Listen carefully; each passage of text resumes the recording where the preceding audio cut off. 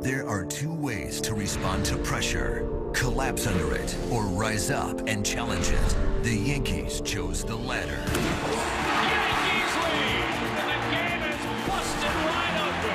There's a lot on the line. We're playing for a manager that we love. With the season on the line and their future hanging in the balance, the Yankees came out swinging. They had their backs against the wall and they improved it. Can the Indians regroup and finish what they started? Or did Cleveland wake a sleeping giant? Game 4, Indians, Yankees, next. The American League Division Series on TBS, presented by Budweiser, the official beer of Major League Baseball. The Bronx is not burning, but it is a hot, muggy night in New York. The Yankee fans are very confident, but it's the Cleveland Indians who still command this ALDS. They lead the series 2-1 over the homestanding Yankees, with Game 4 coming your way tonight. Good evening, everybody. Along with Bob Brindley and Hall of Famer Tony Gwynn, Chip Carey back in New York, where the Yankees are back in this series. They won 8-4 in Game 3 last night, Tony Gwynn, and the reason, offensive adjustments made by Joe Torre's club. Yeah, no question. Offensively, they finally got the offense going, and I think the biggest reason, they were willing to go the other way, and we saw that left-handed hitters last night opened it up by going the other way. Runners in scoring position. Now you can take your shot at whether to pull. Tonight's starter, Paul Berg, same kind of guy, so the Yankees game plan is going to be exactly the same. They're going to try to start hitting the ball the other way. When they got guys in scoring position, you try to be aggressive. And Bobby, some folks wondered why Eric Wedge is starting Paul Berg in Game 4 and not CC Sabathia. But hey, Paul Berg's not exactly chopped liver. This guy's a quality pitcher. Indeed, he's a quality pitcher. Won 15 games during the regular season, had 2 shutouts. Now, granted, Paul Berg has to be almost perfect to shut somebody out, and the Indians are hoping he's that tonight. For Sabathia, he threw more innings than any pitcher in the majors this year. To bring him back on short rest would have been a dangerous proposition. Well, Chien-Ming Wang, the opponent for the Indians tonight, he's starting for the first time in his career on 3 days rest. We'll see if he can have a better outing for New York and a must-win for the Yankees if they're to force Game 5 back at Jacobs Field in Cleveland. That gets you set here at Yankee Stadium. Starting lineups and more from the Bronx right after this.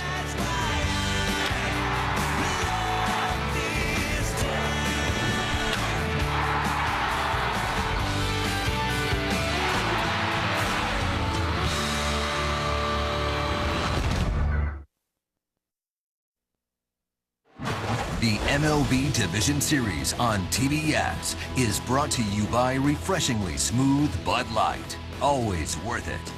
By We Own the Night, in theaters October 12th. By Sonic. It's not just good, it's Sonic good. And by Levi's, the original. Find your fit at Levi.com.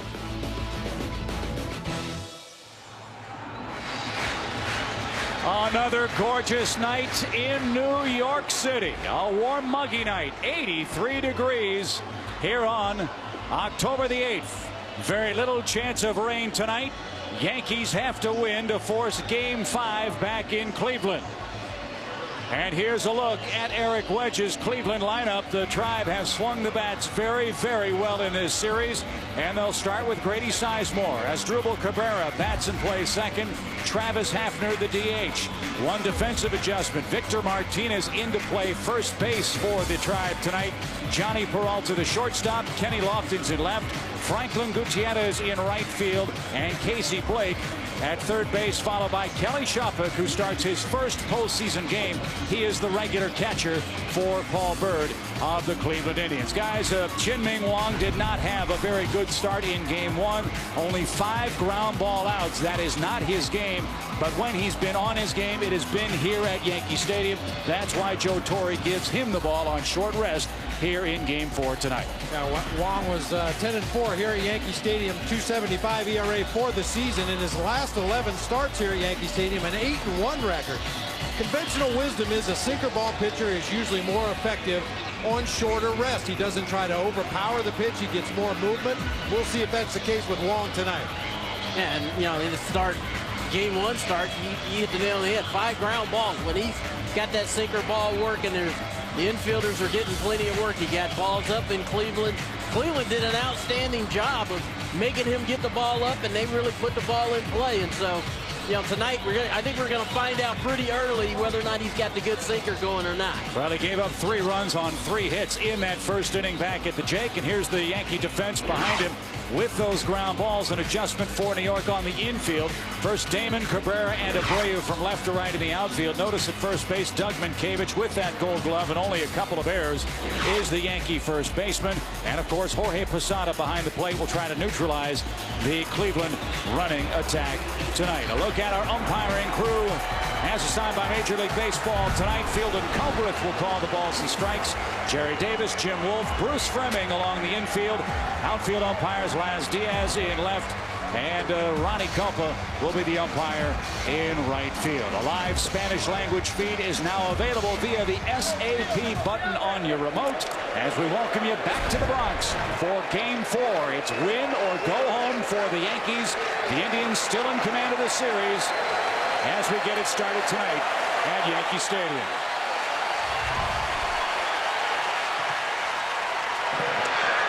At the knees, a strike. And that's again going to be the key for Chien-Ming Wang. Grady Sizemore, a very good series, 4 for 13 so far in the first 3 games.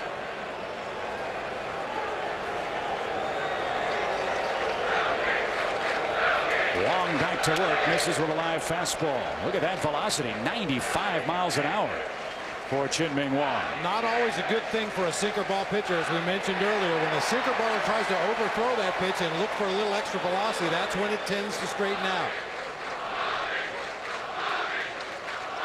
1 ball, 1 strike, and a high fly ball right center field, well hit. Cabrera on the run, track wall, and gone. A leadoff home run for Grady Sizemore, and the Indians jump in front in Game 4. We talked about it in Game 1. The Indians did a great job of getting that ball elevated. This is that sinker about 5 high. And boy, he is right on that.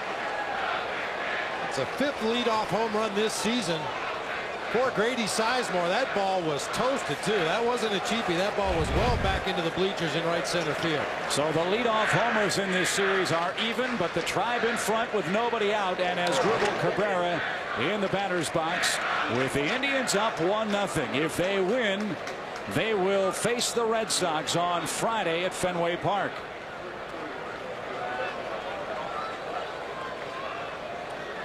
A ground ball toward first. Mankiewicz, an easy play. 1 man out.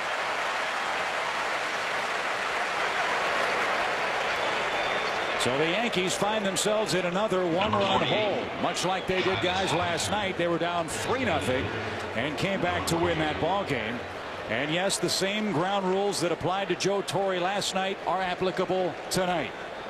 George Steinbrenner yesterday saying if the Yankees don't win this series, Joe Torre's tenure as Yankee manager will almost certainly end. Yeah, Joe has a 24-hour hall pass. The Yankee offense kind of helped him get that pass too yesterday by finally putting some runs on the board. So Travis Hafner bats for the first time tonight. A letter high strike, and Hafner behind 0-1. He's 3 for 13, a homer, 2 RBIs in the series, and 1 for 8 against Chien-Ming Wang lifetime, including postseason play.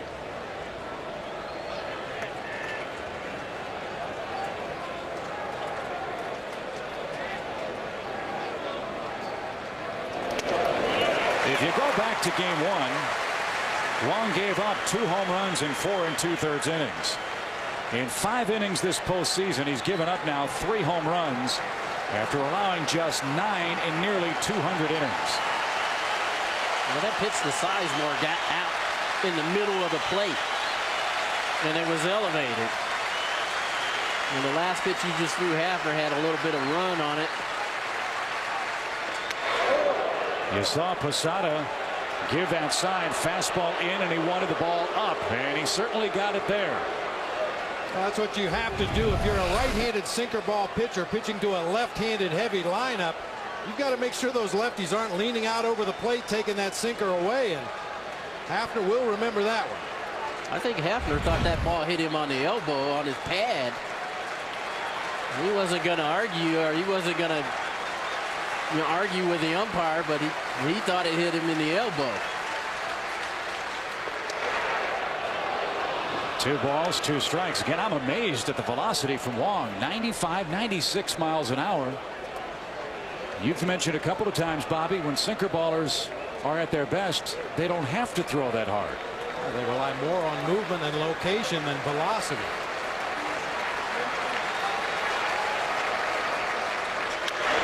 Base hit the other way by Hafner.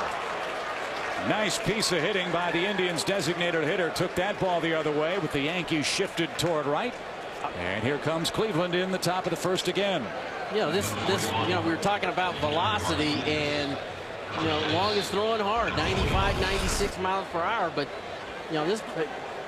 normally you want a little bit less speed. That way you get a little bit more movement. That ball's pretty straight right there. Hafner does a nice job backing that ball up and hitting it inside the bag at third. Usually for a sinker baller, velocity isn't the most important thing. It's the movement. And that ball, and the ball to Sizemore, was pretty straight. Cleveland hitters jumped right on it and got base hits. Well, Wong could be 1 pitch away from getting out of this inning if he can get Victor Martinez to hit the ball on the ground. He doesn't run well. Leads the Indians in double play balls this year. And Wong recorded 32 of them in regular season play, and 1 so far in the series, as Martinez behind a strike.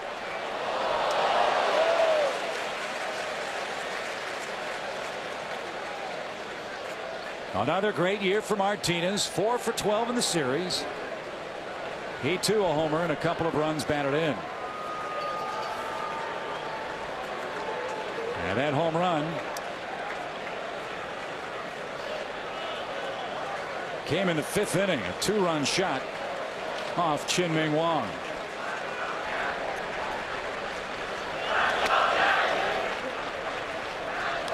Chip, you mentioned the fact that Wong gave up 9 home runs during the regular season, and you also talked about the 32 double plays that opposing hitters grounded into.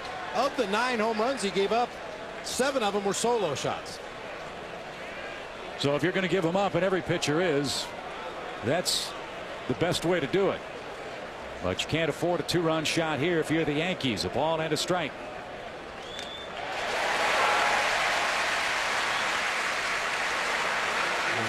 That right there was a pretty good off-speed pitch. He took a little bit off his fastball.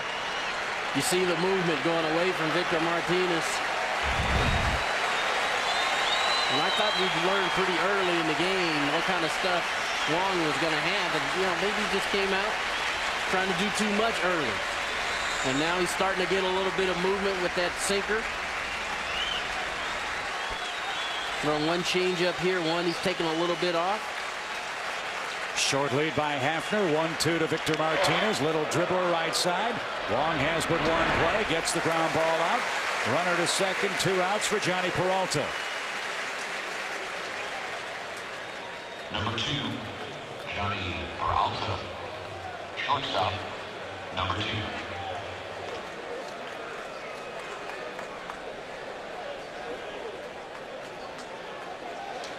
You heard the dulcet tones of public address man Jim Hall here tonight. Again, the longtime voice of the Yankees at Yankee Stadium. Bob Shepard sidelined for this division series with laryngitis. 121 consecutive playoff game streak ended for Mr. Shepard last night. We understand he's watching tonight, resting comfortably. And Mr. Shepard, you're certainly missed here at Yankee Stadium.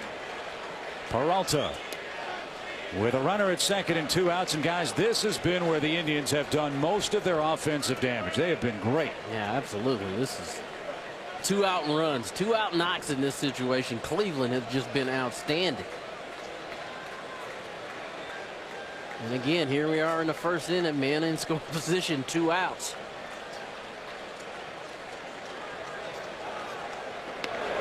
A little low ball, 2 balls, no strikes.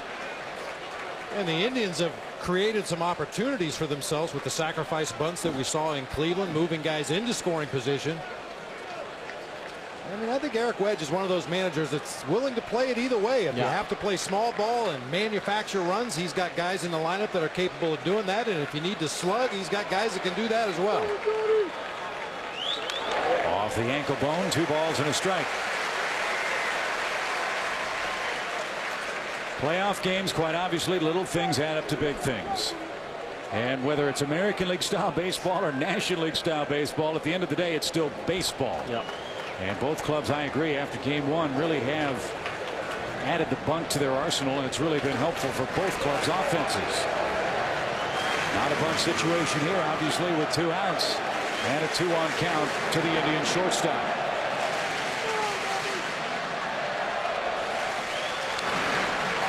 Good sinking action, has it 2-2. It's starting to look like he's starting to get a feel for that sinker now.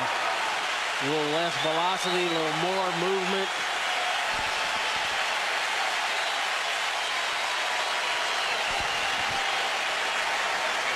We talk so much in the game of baseball about rhythm, and it's no more important than for a starting pitcher. The other team gives Wong an opportunity to settle in out there on the mound, find a good rhythm, find his release point. That's when he becomes very tough as the game progresses. Just did stay alive. And that pitch right there had some real good movement down and in on Peralta. Barely able to foul that pitch off. And one thing that's really been impressive here is how the Indians battle here, even with 2 strikes. They're willing to shorten up. They're willing to go the other way. They've done a great job, like we've talked about, with runners in scoring position. The 20th pitch of the inning is off the plate, a full count. 3 balls, 2 strikes. The Yankee killer Kenny Lofton waits on deck next.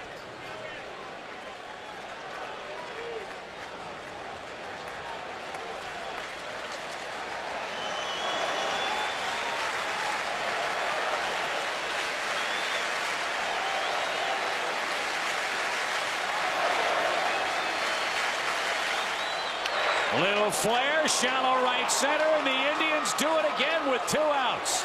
Cabrera's throw to the plate is cut off. Peralta, another 2-out run. A blooper turns to gold, and the Indians are up 2. Well, that is just amazing. Tough pitch by Wong, too. I mean, look where this ball is. It's running in on his hands, and he inside outs it the other way, just over the head of Cano in the shallow right center field for the 2-out RBI. The pitch was probably about 3 inches off the inside corner, right in on the knuckles of Peralta, but he fought it off. Normally with a sinker ball pitcher, you see a lot of ground ball outs, but you can muscle that ball out there into shallow right field with 2 outs. The Indians just uncanny in their ability to come up with those big knocks. And usually you outscore a team like they've done with 2 outs. You usually win the series. And the Indians are cooking with Lofton up in 2 outs, and he sprays 1 foul for a strike. And all of a sudden, the atmosphere, as we talked about in Cleveland, how uplifting that was for the crowd, for the stadium, for the feel of the ballpark. The Yankees 1 strike away from limiting the damage to 1 run. Now the crowd back on its seat. Yankees maybe back on their heels a bit with 2 outs still. Well, credit the Indians. They're getting it done.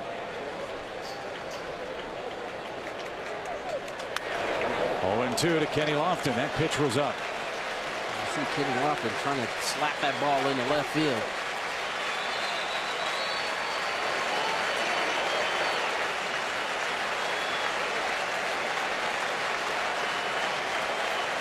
Rudy Giuliani hoping his Yankees can stop the bleeding here in the first.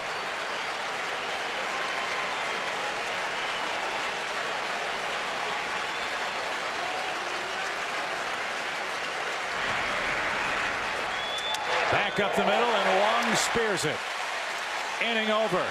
Grady Sizemore starts it off in grand fashion for the Tribe on a leadoff homer, and the Tribe's up 2.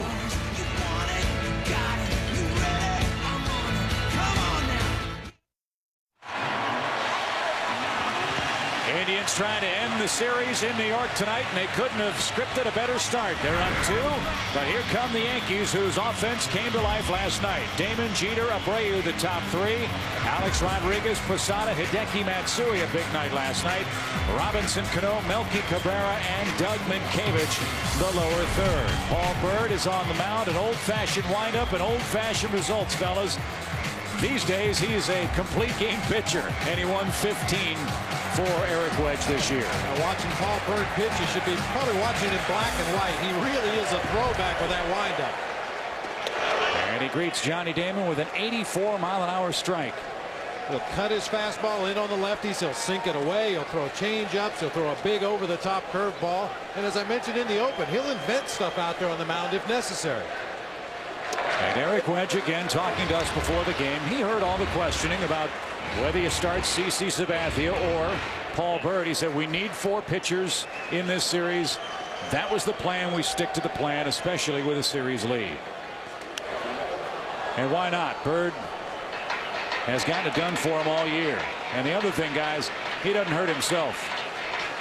Doesn't walk anybody. You see, he's been good after the team loses too. 9-3, best record in the rotation.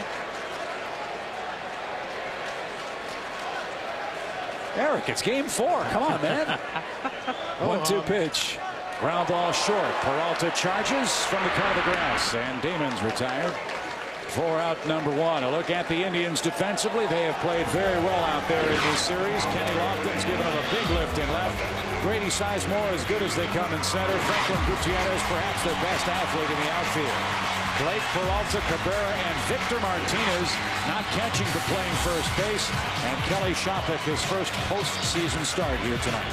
Victor Martinez with 30 starts at first base during the regular season made only 1 error. What a luxury for Eric Wedge to be able to run his best offensive player to another position and still have Travis Hafner in the lineup as the DH. Derek Jeter having a very rough postseason. 1 for 12 with 4 strikeouts in the first 3 games. And that stops right there. Base hit the other way. Tony, your point illustrated in our open perfectly. Yep, you saw right there. Byrd not an overpowering guy, so he's going to look for something out over the plate. Got it on the first pitch, went the other way with it. See him back that ball up. Mom and Dad very happy. And now Bobby Abreu's coming up. Abreu 2 for 10 in the series. And he's knocked in a run. Long way to go in this one, folks. 2-0 your score, first inning. Abreu, then A-Rod.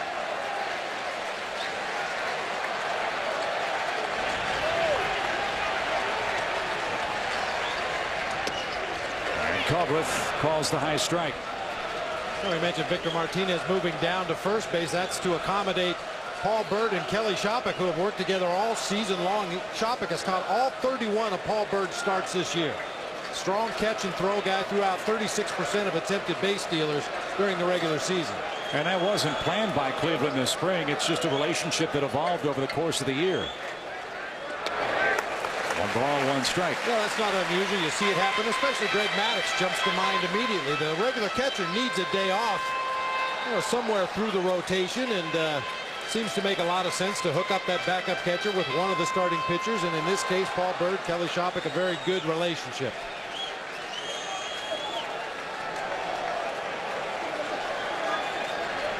Jeter, a moderate lead. Abreu fists one into right field. That's going to drop. 2-run for the Yankees with 1 out.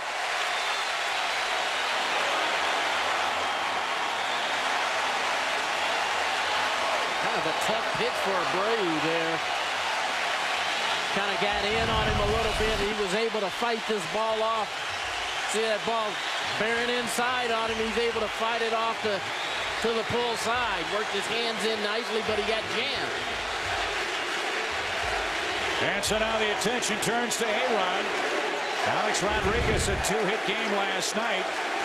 Does not have a hit in his last 26 postseason at-bats with a man on base. And no runs batted in his last 54 postseason at-bats. He said before Game 3 he was pressing. It was as if the weight of the world lifted off his shoulders with a hit to right last night.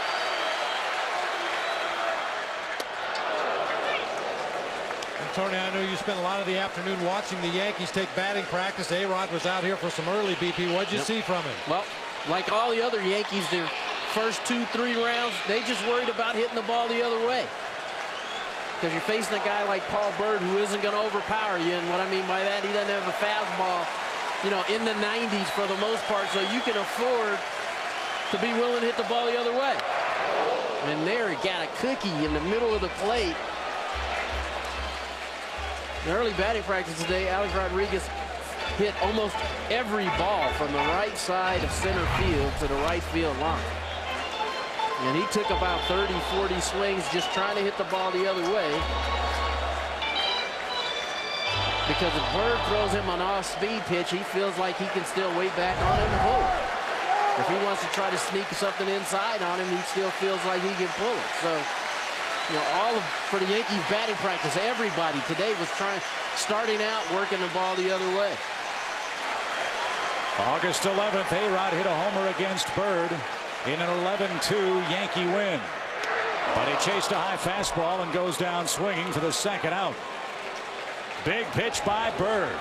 Yeah, Byrd is not going to overpower any of these Yankees hitters, but what he will do is get them off balance, adding and subtracting on his pitches. Started A-Rod with a first pitch fastball to get ahead and down. Actually, a little breaking ball there. That one down and in. That was the pitch right there that A-Rod had a good hack at.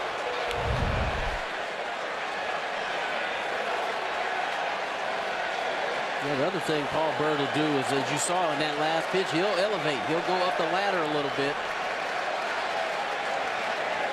Got A-Rod to chase that ball a little bit above the strike zone and got to get the strikeout. Here's Posada. Jorge has a 1-for-10 start in the series, and Bird's given him trouble. Lifetime, Posada 3 for 19. See, Posada only 1-for-10 in the series. And these are the kind of situations where last night the Yankee bats kind of came alive. They had opportunities and nobody could stand up there and get the base hit. Last night they were able to do that a couple of times, and you know, if they're going to stay in this thing, they're going to have to do it again. 1-0 count Posada with 2 on, 2 out. And time call.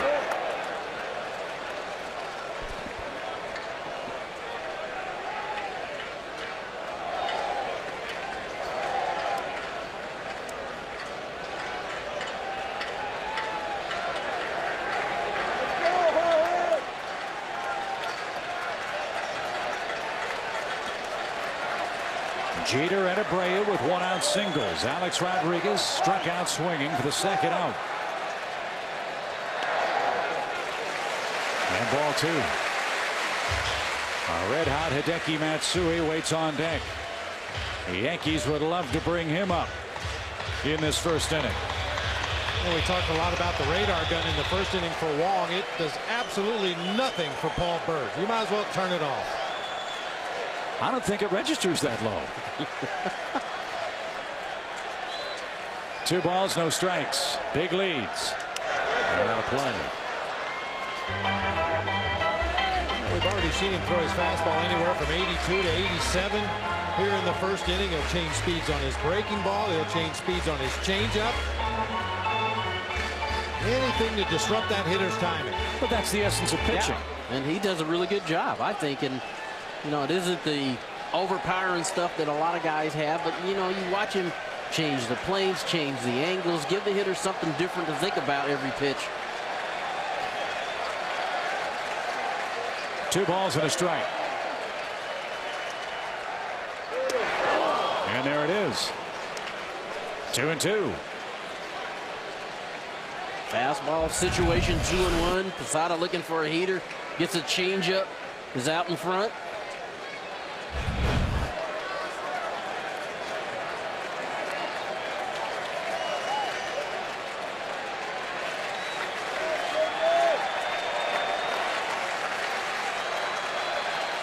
Deuce is wild, the pitch. Fisted left field, Lofton coming on. He makes a sliding catch. And that will retire the side. Lofton played that awkwardly, but retires the side and keeps the Cleveland team up 2-0 after 1.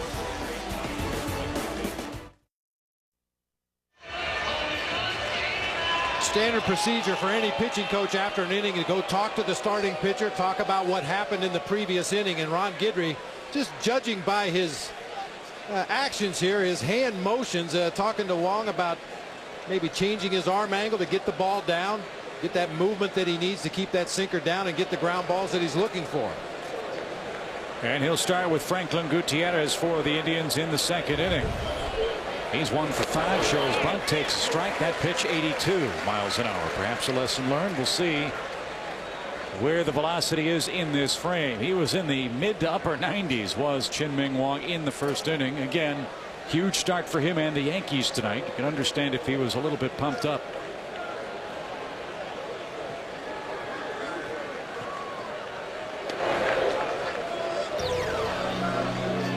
Ball 1, strike 1. That's certainly understandable. Yeah. I mean, everybody's got a little extra adrenaline flowing tonight, and for that starting pitcher, the sooner he can settle in, realize that he still has to pitch his ball game, he still has to execute his pitches in order to give his team a chance to win, the better off it'll be for the Yankees. Line into center field. So the Indians have their 4th hit of the ball game, a leadoff single from Franklin Gutierrez. Let's join the 4th member of our crew tonight. Once again, Craig Sager.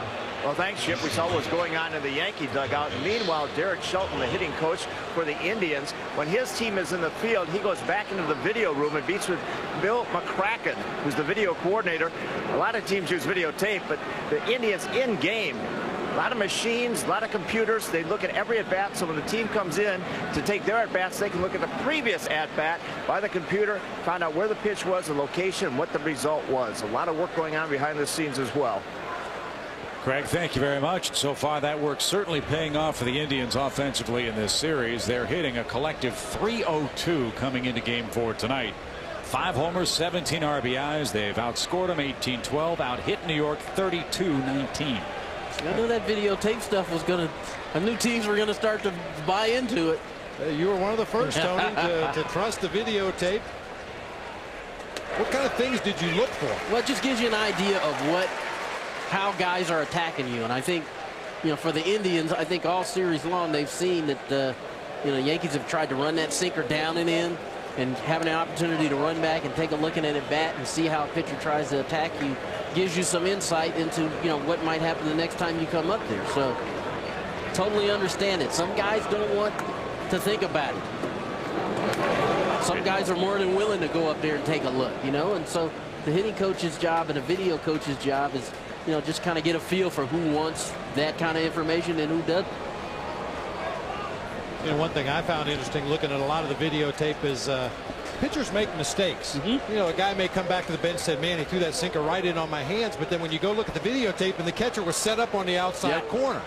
So sometimes they don't always execute the pitch exactly the way they want to. You think they're trying to jam you inside when the reality is they were trying to go away with the pitch. Well, I think Grady Sizemore's home run in the first inning is a good example of that. He didn't want that ball out over the plate. He wanted that ball in, and he missed out over the plate, and he took him out of the ballpark. And that, when you make a mistake, usually it's going to get hit hard somewhere.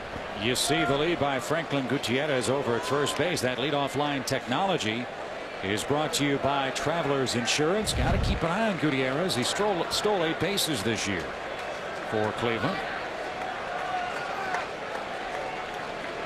Pretty good lead. 1 ball, 1 strike. The count to Casey Blake.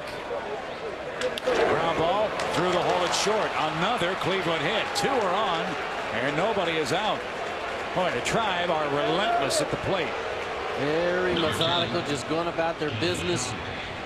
They've done a great job this whole series of taking what they give them and trying to do something with it. Again, the ball's up and out over the plate. Not getting that kind of downward movement that Ron Guidry was looking for. That ball's more in the middle of the plate. And that's an example of what we were talking about. Posada was set up on the inside part. They wanted to run that sinker down and in, and he had to reach all the way across the plate to try to receive that pitch before it was put into play. And now you would fully expect Shoppach to put down a sac bunt. 3 times this season he's done it successfully in his limited playing time. They're stirring in the Yankee pen with 2 on and nobody out.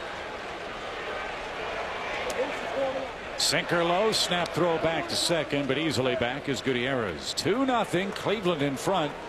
They have taken the crowd out of the proceedings here in the second inning. And Mike Mussina is up in the Yankees bullpen. Joe Torre elected to bring Chien-Ming Wang back for this ball game tonight. Mussina could be first out of the pen. High and tight, and Shopik fouled it away. Or did it hit him? Now Joe Torre's going to come argue. Doug Minkiewicz is going to ask for some help. Was that a foul ball or was it a hit by pitch? And Shopik in his first postseason start walking to first. And the Cleveland trainer greets him. Well, a great move by the Cleveland trainer to run out there and check on Kelly Shopik. Whether he got hit by that pitch or not, hopefully we'll find out with some replays, but that's one way the trainer can try to help buy a call. Tailing sinker up and in.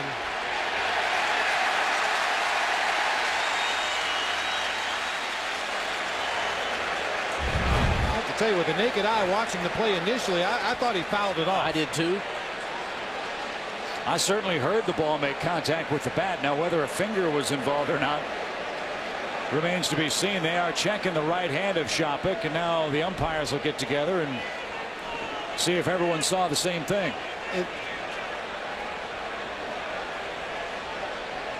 If Shopik is trying to bunt at the ball and it hits his hand, that's just a foul ball. Correct. If he's trying to get out of the way of the pitch and the ball hits him on the hand, that's a different story. I think that's what the umpires are discussing out there. Eric Wedge is over trying to politic for the call. They still have not come to any kind of consensus yet. Somebody's not going to be happy here. Yeah. One of these managers is going to be upset. And I've never seen both managers on the field at the same time waiting for the umpires to decide. And apparently they're going to say it was a hit by pitch, that Shopik was trying to get out of the way and wasn't offering at that pitch. And looking at the bigger picture, we talked about Shopik catching all 31 of Paul Bird's starts. That ball clearly hits him on the back of the right hand as he's trying to get out of the way. Yeah. I think they got the call right that time.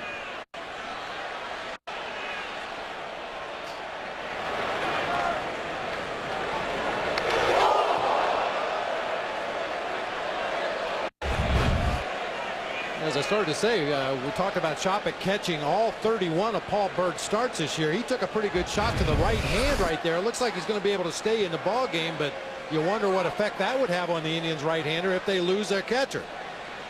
There was no question Shopik came up as if the ball hit him on the hand.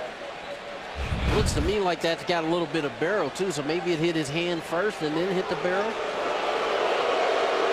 Don't see a whole lot of redness if it hit him in the hand.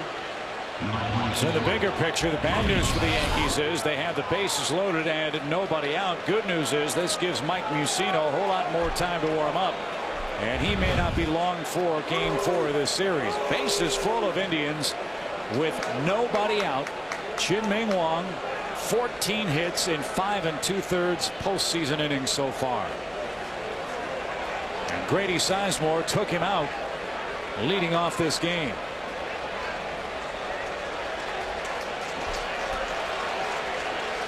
And Joe Torre might have seen enough. He has seen enough. Wow, Chien-Ming Wang goes an inning plus. And we'll leave this game with the bases loaded. And a 2-run Cleveland lead. Stunning turn of events in New York. The Indians try to break it open early.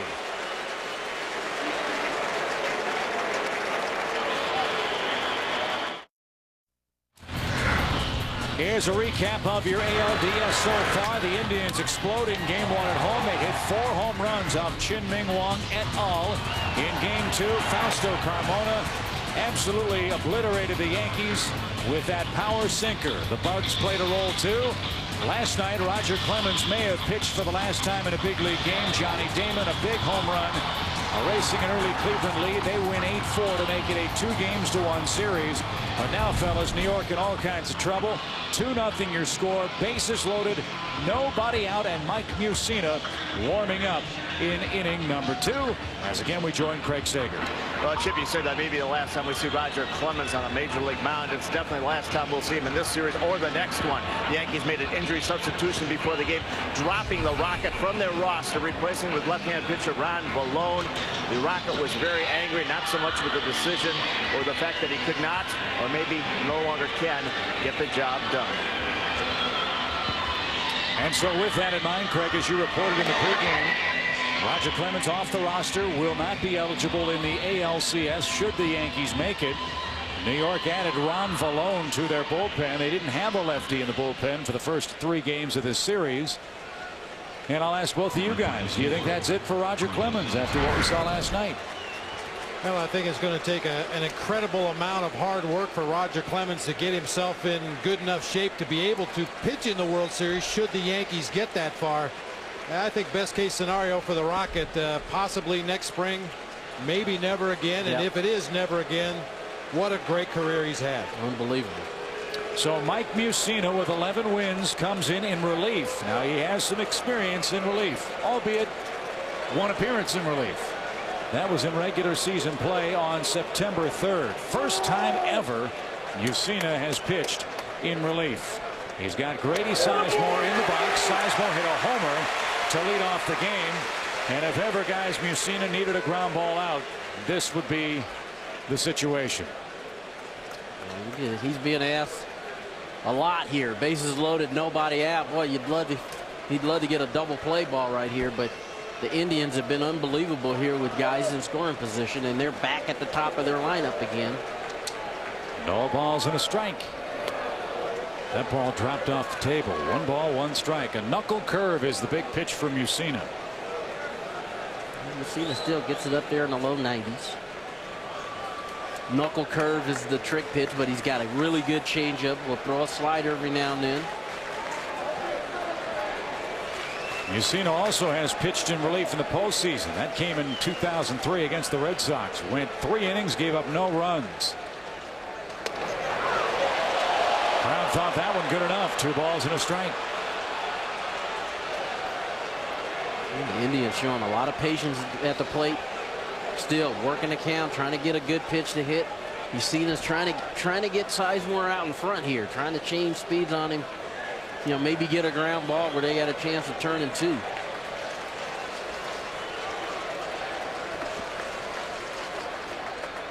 Ground ball should be 2. There's 1. There's 2. Indians, though, score their 3rd run. Gutierrez scores, Blake to 3rd, but the double play gives the Yankees 2 outs. Well, we talked about all the pitches that Mussina does throw, but just like every good pitcher, location is the key. That pitch a good 4 or 5 inches off the outside corner. Sizemore tries to pull it back to the right side. Taylor made double play ball, but the Indians do tack on another run. But I would say the Yankees early can't afford to give them any more. They came back from 3-0 yesterday. They're down 3-0 in the second. With Asdrubal Cabrera up, he bounced out to first in the first. As Mussina misses high, 1 ball, no strikes.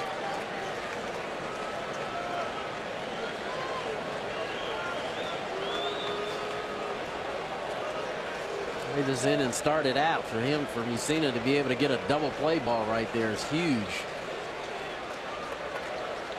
But again, the Indians have the Yankees right where they want them.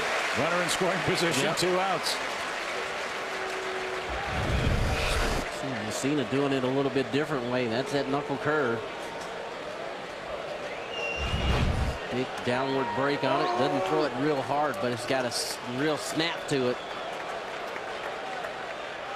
A bunt try, foul back, 1 and 2 your count.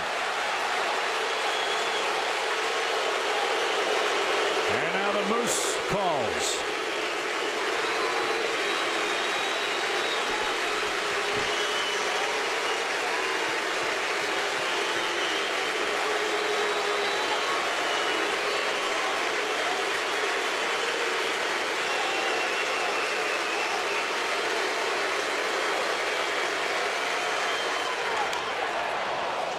We'll do it again. Part of the thought process for Joe Torre, guys, as well as to whom to start in this game, was the fact that Mussina hadn't pitched since September 28th. Thought it was too long of an interval for Mussina, who at times really struggled this year. In the early innings, that decision has backfired for him. 3-0 Indians, 2 outs.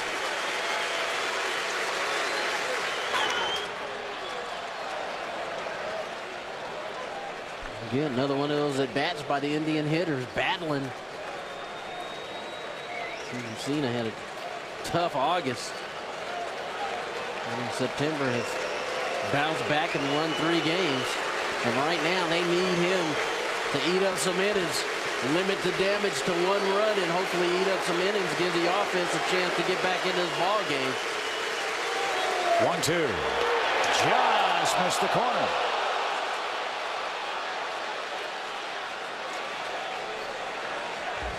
Show you that last breaking ball on pitch tracks. The red area indicates the width and the height of a strike zone. The white lines around the outside there, that would indicate a pitch that's 5 inches off the corner on either side. That pitch well off the corner away.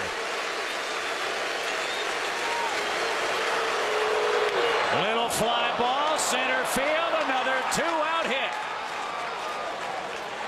It's 4-0. This is absolutely amazing. Textbook. This is just a great piece of hitting right here. Mussina throws this ball, is probably off the plate, and he stays back just enough to flip it into center field. That's almost an emergency hack right there, and he just flips it into center field, drives in the run, another 2-out knock for the Indians. Well, I think what we've seen throughout this series, Tony, is there's a difference between a swing you take early in the count and a swing that you should take with 2 strikes. Right. And that time, obviously, a very defensive swing, just trying to slap that ball into play somewhere, perhaps foul it off and stay alive in the at-bat. Found grass out in shallow center field. Travis Hafner with 2 more in. He looks outside. 1 ball, no strikes. How about that stat we just threw up there? Runners in scoring position, 2 outs. 12 for 24. 500. And remember, this is a Cleveland club that outside of Kenny Lofton and Trot Nixon offensively had no postseason experience at all. You would not know that through the first 3+ games of this series. These kids for the Cleveland Indians have played with unbelievable poise. And as Eric Wedge and these guys have said all year long, we don't look at the names on the back of the other uniform. We just know we're playing an opponent. We go play them. Yep. And they do their thing, and they've done their thing this whole series. Even though they lost last night, they still put 4 runs on the board. Normally that might be enough to win. And already tonight we're not even 2 innings in. They got 4 runs on the board again. And quickly 3-0 from Mike Mussina.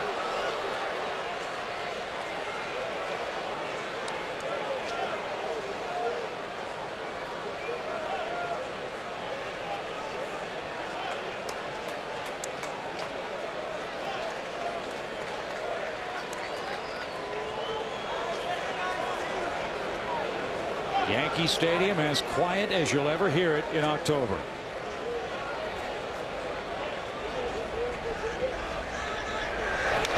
Swinging 3-0. Why not? That's not that protect the plate swing we were just talking about a moment ago. That's a let it fly. You get the green light. 3-0.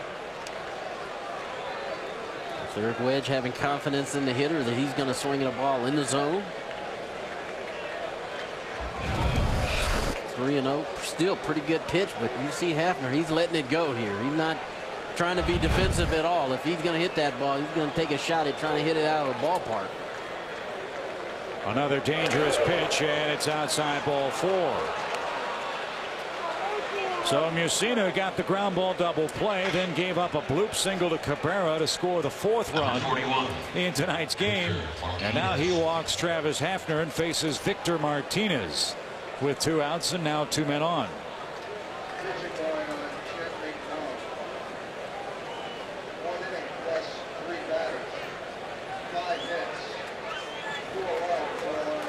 Four runs, 5 hits in an inning plus for Chien-Ming Wang, the Yankees' 19-game winner.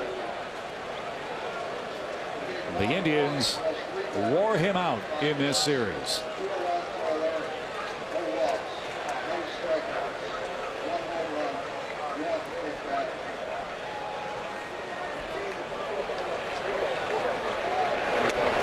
Off-speed pitch in for a strike.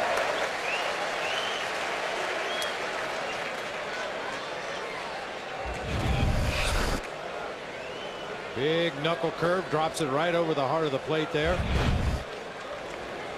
We've been talking a lot about those 2-out base hits with runners in scoring position. Victor Martinez, third in the American League. Only Ichiro and Derek Jeter had better numbers than Victor Martinez in this situation.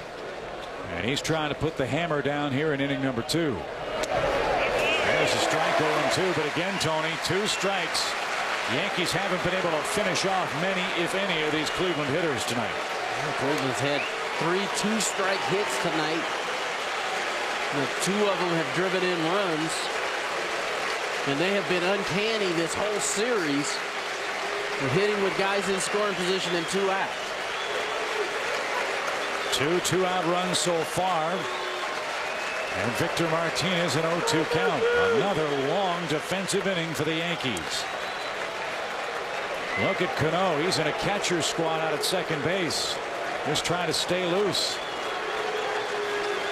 You got defenders kind of standing with their hands on their hips.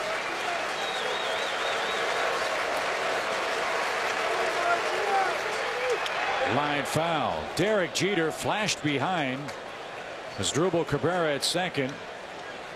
And the pitch went to the plate, and Derek Jeter saying to Mike Mussina, hey, pay attention to me. That would have opened up a huge hole left side, and Martinez very able to plug it. You saw the swing Martinez took. It was that 2-strike defensive hack. Those are the kind of hacks that you can maybe take a shot hitting that ball to the left side. Derek Jeter felt like they had a chance to pick Cabrera off second base.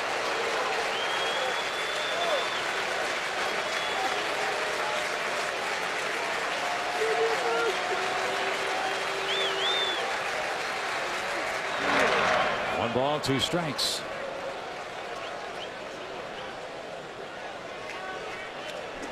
It is all hands on deck tonight for the Yankees pitching staff in game 4. Obviously, if they don't win, this series is over. And the winner of this series will take on the Boston Red Sox in the American League Championship Series beginning Friday night. Well, you know, the guy that Joe Torre would love to have available tonight is Philip Hughes, who's been outstanding in this series, but he pitched 3 2/3 innings in relief of the Rocket last night, so more than likely completely unavailable tonight. In fact, Joe said even Andy Pettit would be available tonight if need be. 1-2 count. Ground ball towards second. Inning should be over. Cano to first, and the Indians add 2 more. Cleveland getting it done with 2 strikes and 2 outs. Middle of inning number 2. This copyrighted telecast is presented by authority of the Office of the Commissioner of Baseball and may not be reproduced or retransmitted in any form, and the accounts and descriptions of this game may not be disseminated without express written consent. The Yankees up for their second look at Paul Bird, down 4-0. Hideki Matsui goes to work. A resurgent night for Matsui last night. Couple of hits, couple of walks, 3 runs scored as he hit in the number 7 hole for Joe Torre. He moves up a slot and bats 6th here tonight. And a high strike is there for Bird tonight.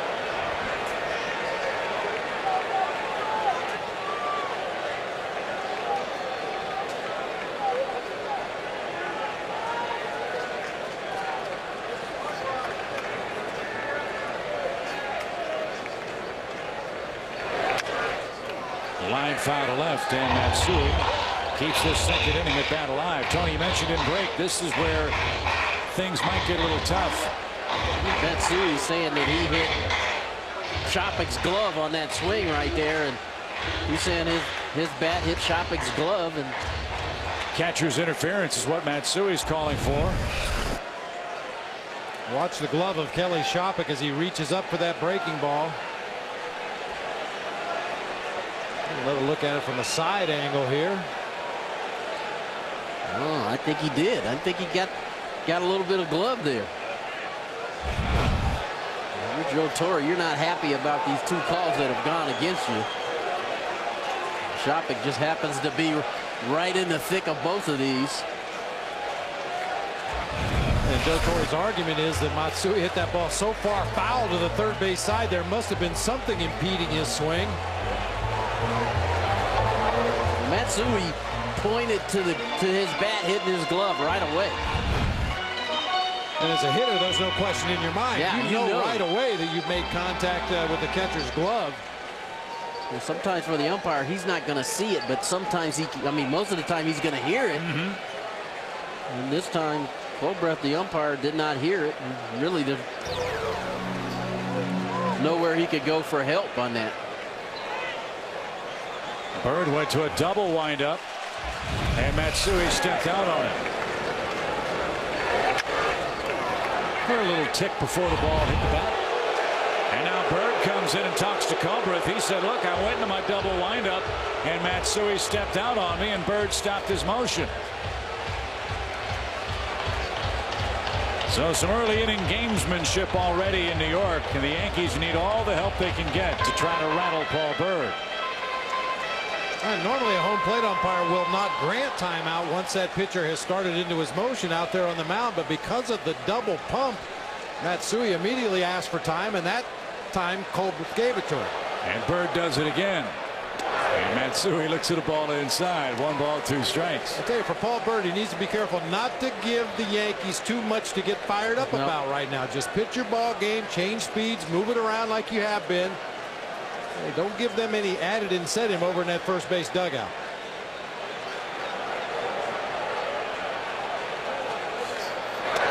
Missed with a change. Close call. 2 balls and 2 strikes. Well, so far when Bird has missed the strike zone, he's missed in his favor. That time went with a changeup, tried to drop it in there at the knees, just missed a little below the strike zone. And that's what he needs to do. We talked about him being perfect, and that's what he needs to do. Miss in his favor. Little 2-2 pitch, right where the 1-2 pitch was, a little changeup on the outer half of the plate.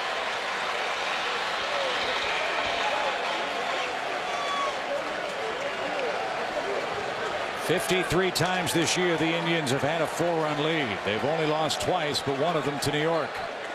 And a leadoff walk. That's something that Bird almost never does. Only the 4th time this year Bird has walked a leadoff man, as we check in again with Craig Sager. Well, Chip, on paper, a lot of people thought the Yankees had a big advantage today in the starting pitchers. Wong, the 19th game ace against Bird, the Cleveland Indians' number 4 starter. But he has postseason experience with the Angels and the Braves. I talked to Bobby Cox today, his former Braves manager. He goes, nobody figures how to get hitters out like Bird. I go, nobody? He said, nobody that's ever pitched for me. I said, you had 3 Cy Young winners with Smoltz, Maddox, and Glavine. He goes, they may have had better stuff, but nobody figures it out like Bird. The Yankees will look for a pitch outside and low. He'll jam them high and inside, and you'll see a broken bat pop up. Yeah, Paul Bird is a lot, to me, like John Smoltz. It's like Bob was talking about. He'll make up stuff to try to get you out. If he thinks you're out in front, thinks you're diving out there looking for something off speed, he'll bust you in.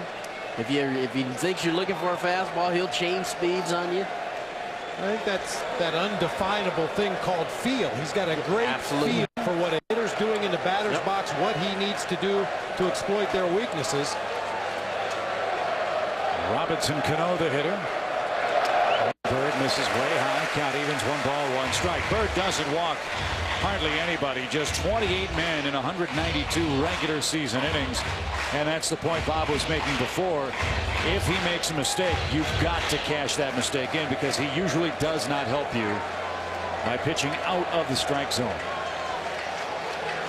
He'll get you to swing and miss, but he doesn't walk you. See, with all the left-handed hitters in this lineup for the Yankees, Paul Bird works from the first base side of the rubber. And so that ball is going to be on the outer third for a left-hand hitter. You're not going to be really sure if that ball is going to be on the plate or off. And he really takes advantage of the fact that most hitters are going to try to be aggressive against him. 2 balls and a strike. shot at the middle. Base hit. Yankees have 2 on, nobody out.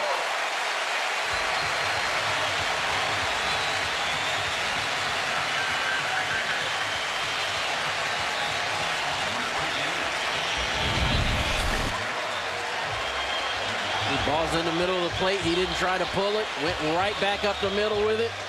See how deep the ball is in his stance. And against a guy like Paul Bird, that's the approach that you're going to take.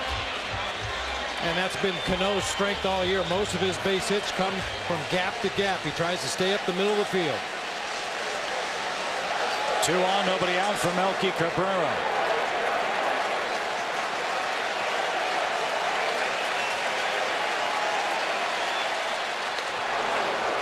One of those 2 hits you saw was a home run. He's knocked in 2 runs in this series. A long ball here would make it a 1-run game. And again, repeating the theme of last night, you get the feeling if the Yankees can get a run on the board early, that'll get the crowd back in this game. Bird trying to stop that. But New York waiting him out. Pitches piling up now. A ball and a strike.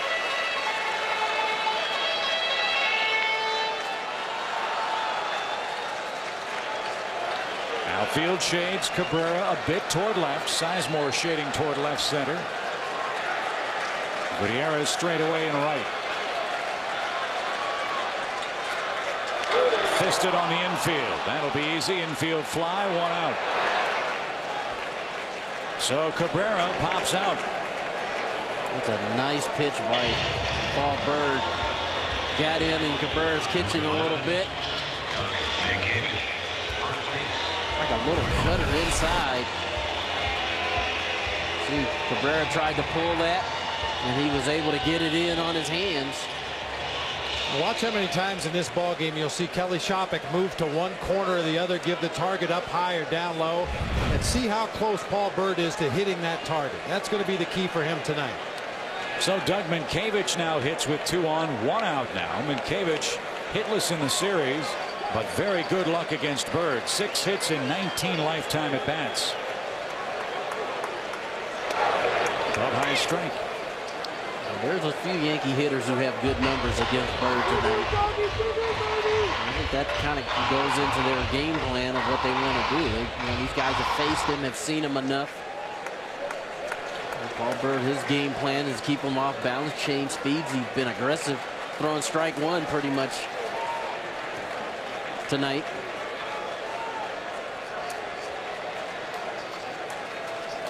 He was able to get Cabrera out on a cut fastball in on his hands. And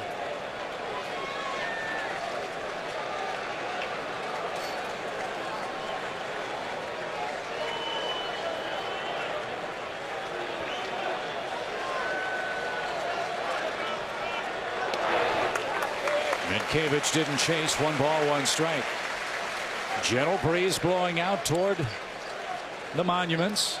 A warm, muggy night in New York. And you see the outfield alignment for Minkiewicz. Sizemore moves now to the right field side of second base, expecting Doug to pull the ball here.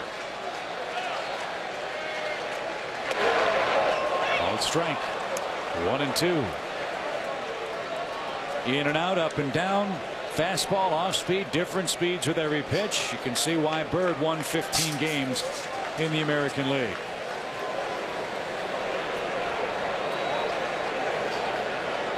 Now that coupled with the fact that you mentioned earlier, he just rarely walks anybody. Only 1.3 per 9 innings this season. That was #1 in the American League. His teammate CC Sabathia is second with 1.8 per 9 innings. And a misting rain starts to fall here at the stadium. We told you it was hot and muggy at the start of play tonight. And if there is a recipe that would very much disappoint Eric Wedge and the Indians, it would be a long rain delay. They would knock Bird out of this game the way he's pitching. I'll tell you what would disappoint him even more is if he threw CC Sabathia tonight and got the game rained out. Yeah. And things are rolling right along for the Tribe tonight. Ball, 2 strikes. Minkiewicz spoils another.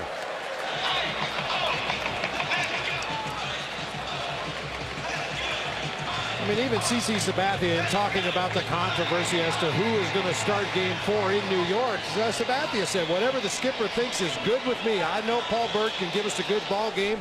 I'll be cheering for him over there on the bench, and there you see CC right up on the top step. You'd be almost hugely disappointed if he didn't say that. 1 ball, 2 strikes. Yankees have 2 on, 1 out.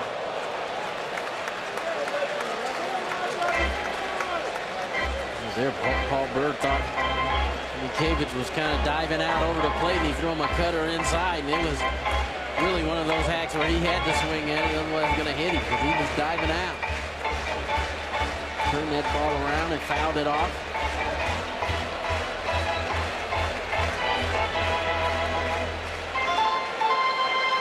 Rain picking up in intensity here in New York.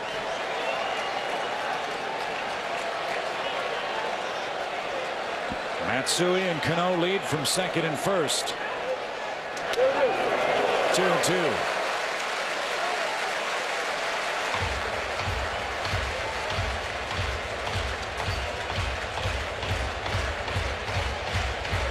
Mientkiewicz would love to get this second inning to Johnny Damon.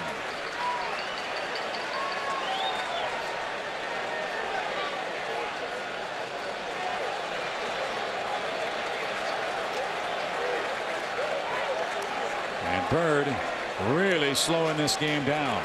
Both teams showing a lot of patience at the plate, trying not to chase anything out of the zone. Mientkiewicz has fouled off a few pitches here.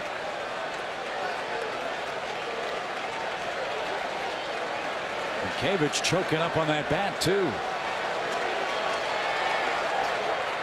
Did he go? Bruce Fleming says no. Yankees might have gotten a break. 3 balls, 2 strikes. Sure looked like it with the naked eye. Mientkiewicz trying to hold up here on the 2-strike count. Whoa, way out in front.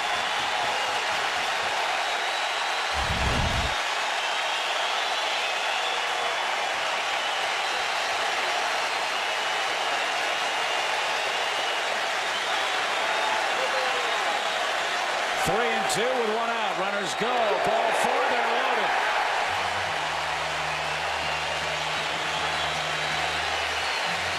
Now Johnny Damon coming up in his last 4 postseason games in this ballpark. 10 for 20. 4 homers. 13 RBIs, including a grand slam while with the Red Sox. A grand slam here would tie the game in the second.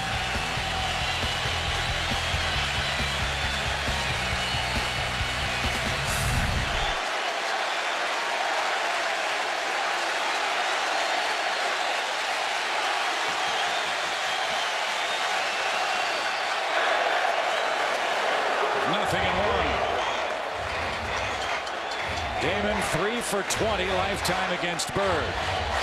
He rolled out to short, leading off the game.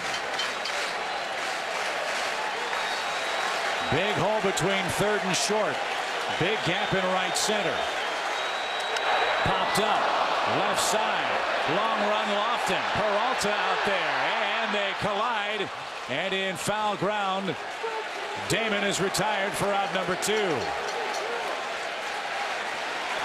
Another big pitch from Byrd. Again, quality pitch.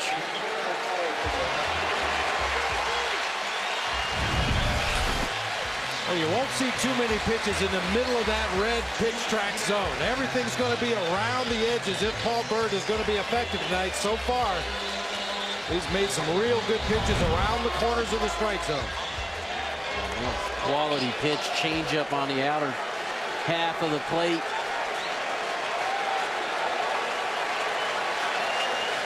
Jeter hit the first pitch he saw right back up the middle. Only his second hit of the series. He bats with the bags full and 2 out. A golden opportunity for the Yankees. And he He's hacking away again. Strike to the right side. And that's what makes Jeter so dangerous, Bob, as you well know. That 314-foot porch down the right field line is definitely in play with Derek Jeter. Yeah, don't get me wrong. Derek Jeter can turn and burn and pull the ball to left field as good as anybody, but his natural swing is to drive that ball to the opposite field. That's exactly right. He's third in the American League in opposite field hits. Right now, the Yankees just need a hit just to get back in this ball game. Hard hit ball. Blake dives it third off his glove, and everybody's safe. A run is in. Infield hit, RBI. It's 4-1.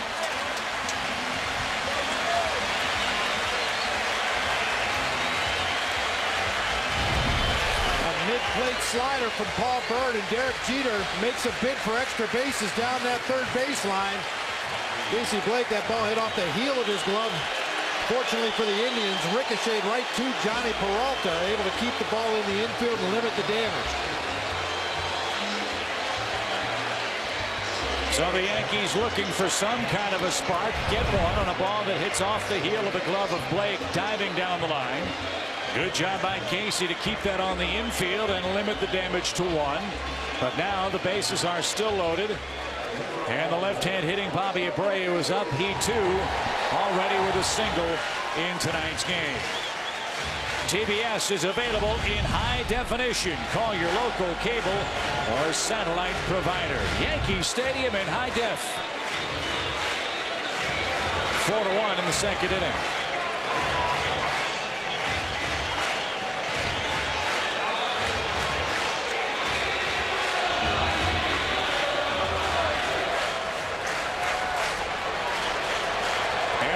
The lefty, a rookie warming up.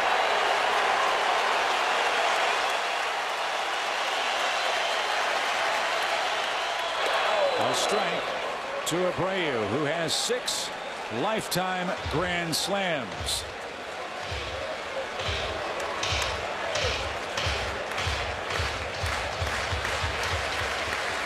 Now, with most Bobby Abreu bats, it comes down to a 2-strike count. Yeah. He sees more pitches than anybody in the American League, 4.3 per at-bat. And the reason he can do that is because he's very confident that he can hit with 2 strikes. 90 of his 171 hits during the regular season came with 2 strikes. Jeter, Minkiewicz, Cano aboard.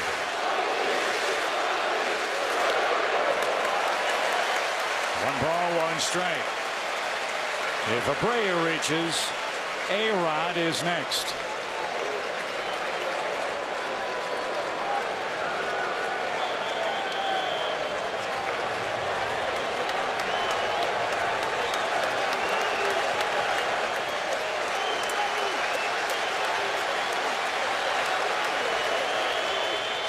Popped up near the Cleveland dugout.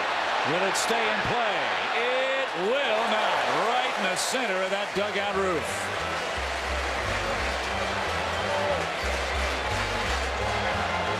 I think the fans down the right field line all exhaled at the same time to push that thing foul. Bird has shown he is not scared. He went up the ladder, came in on Bobby Abreu. Of course, when you're confident hitting with 2 strikes, the fact that you're 1 and 2 in the count is not going to phase a Bobby Abreu. You're still going to have to probably make a quality pitch to get him out. Yeah, 2 strikes doesn't bother Bobby Abreu, as we told you. 1 and 2. Fly ball, center field, but playable for Sizemore. Paul Bird surrenders 1, and that's it. Through 2. Cleveland 4, Yankees 1.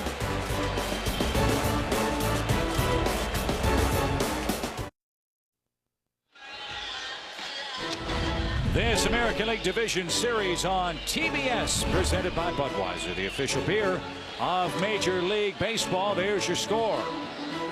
And in an hour and 15 minutes, we've completed 2. 4-1 is your score. The Indians in front as we welcome you back upstairs here at Yankee Stadium in the Bronx, New York.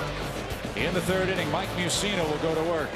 Johnny Peralta, Kenny Lofton, Franklin Gutierrez, and he could use an easy inning. 21 pitches in relief in inning number 2. 1 ball, no strikes to Peralta. A 2-out run scoring hit in the 1st inning.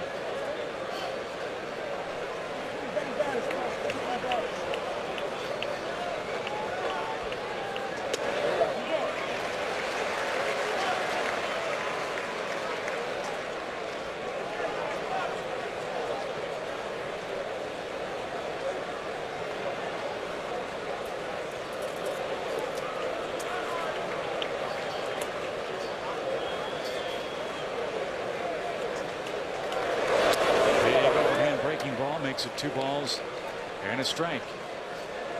Ron Guidry, Joe Torre looking on as Mussina trying to do what Phil Hughes did last night, and that is extend the Yankees season another couple of days and force Game 5 back in Cleveland Wednesday night.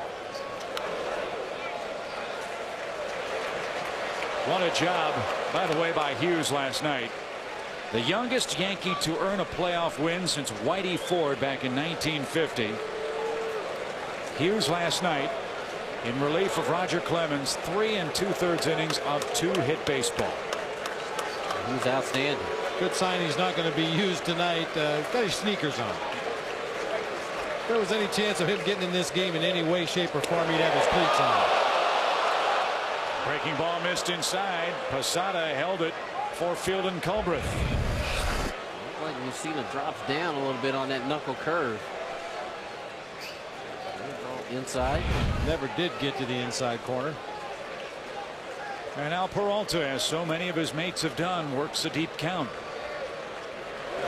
and earns a leadoff walk. Mussina walks his 2nd man in the game, and Kenny Lofton is coming up later on this week. TBS's exclusive coverage of the National League Championship Series begins Thursday night. Great matchup of Western Division rivals, the Arizona Diamondbacks and the Colorado Rockies. Our coverage begins on TBS at 8 o'clock Eastern Time. And as excited as we are about this series, we're equally excited to be coming to you from the desert next week with NLCS Game 1. Well, we can only hope we get games like we've had here in the ALDS. There have been some tremendous ball games, and we talked a lot, Tony, you did, about the Yankees and the adjustment they made in the ball game last night. Started to hit the ball the opposite field, be a little more patient, and we're seeing the same approach from the Indians in this ball game. Really, both sides have done a nice job. The Indians have been better with runners in scoring position than the Yankees had, but both teams have had opportunities. Both teams have had success in the first 2 innings already. And now Lofton gets his first look at Mike Mussina. Ahead in the count is he. 1 ball, no strikes. Lofton really was a spark plug for Cleveland. He really set the tone in Game 1. All those 2-out run scoring hits. And his teammates have followed his lead. They just haven't stopped driving in men down to their last out. And it has been a hugely deflating situation for New York, and the exact opposite true for Cleveland. They never think an inning is over. Fly ball center field. Cabrera will drift back. Peralta back to first with 1 man out. So 8 o'clock Eastern this Thursday, Colorado and Arizona from Chase Field in Phoenix. Francis and Webb will hook up in Game 1.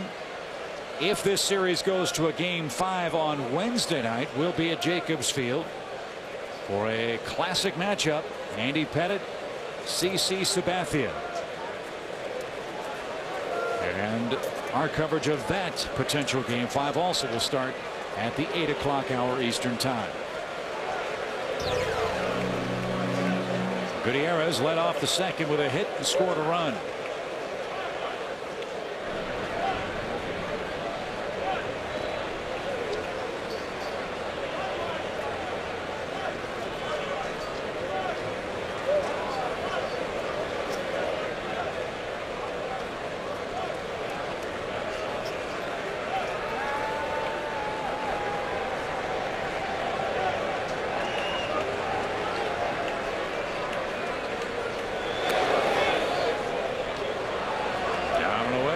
difference between the way the Yankees have pitched in this game and the way that Paul Byrd has pitched in this game. Almost every Indian is seeing a 1-0-2-0 count. Yep.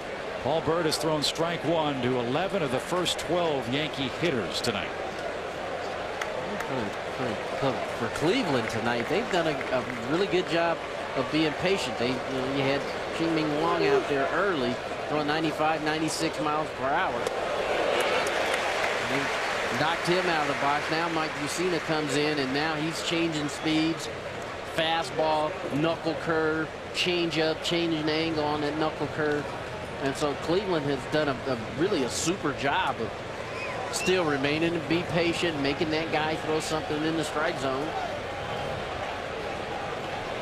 And they've done that the whole series. They've really been unbelievable with their ability to wait him out to get a good pitch to hit.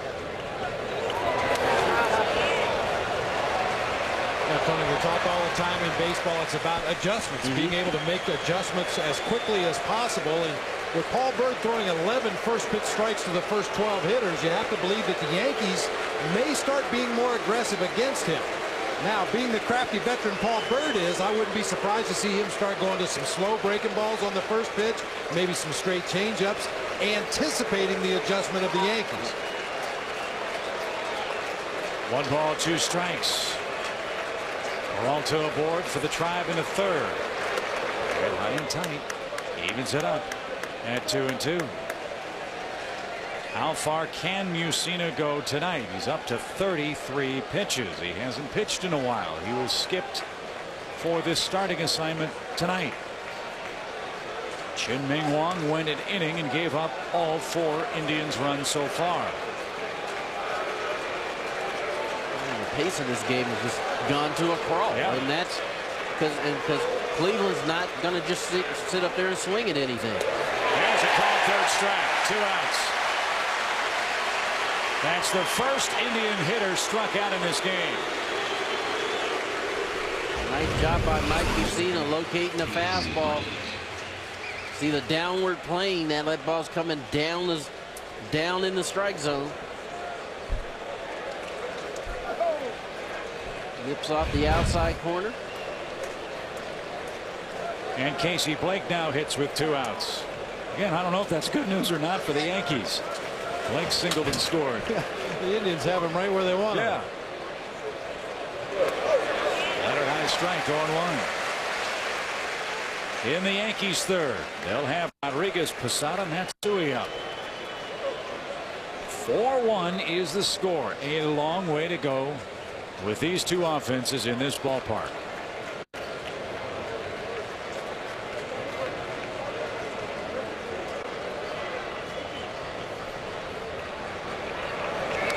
Big breaking ball, popped back straight away.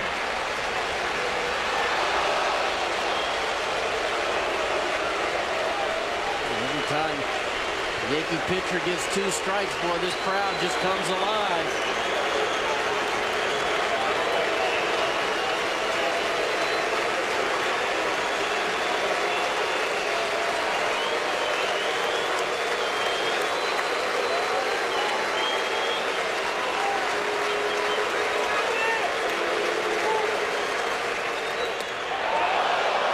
Fastball off the plate.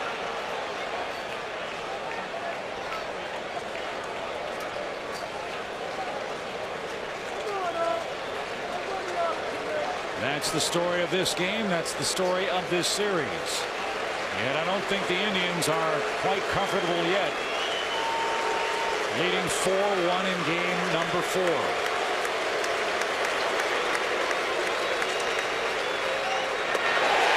Inning over. Moose tracks his way to the Yankee dugout. 4-1 your score.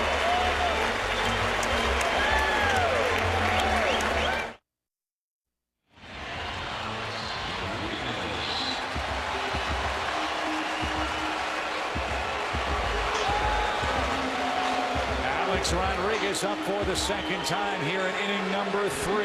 His Yankees are down 4-1 in an elimination game in the Bronx. Paul Byrd struck him out his first time up. And as we predicted, guys, Yankees go up there swinging at the first pitch, and Bird pulled a string. Spins a little slider up there just off the outside corner.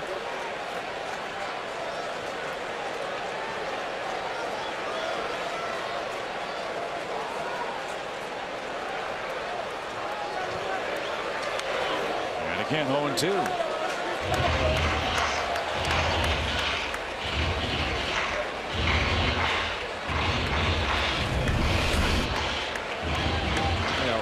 Middle of the plate fastball from Paul Bird. Okay, that's where that changing speeds comes into play. Alex Rodriguez, normally a real good fastball hitter, was tardy on that 88-mile-an-hour heater. And he was tardy last time up on a high fastball. And he takes strike 3 right down the middle. So A-Rod retired. Second strikeout for Bird. And one is out in the New York third. What do you think, Tony? Thinking too much?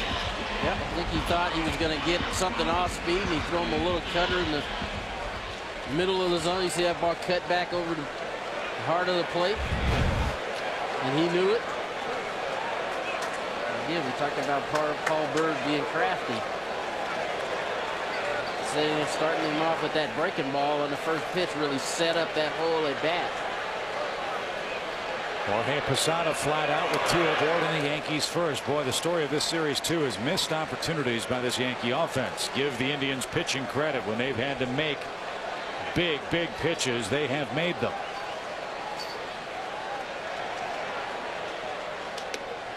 That's high ball 2.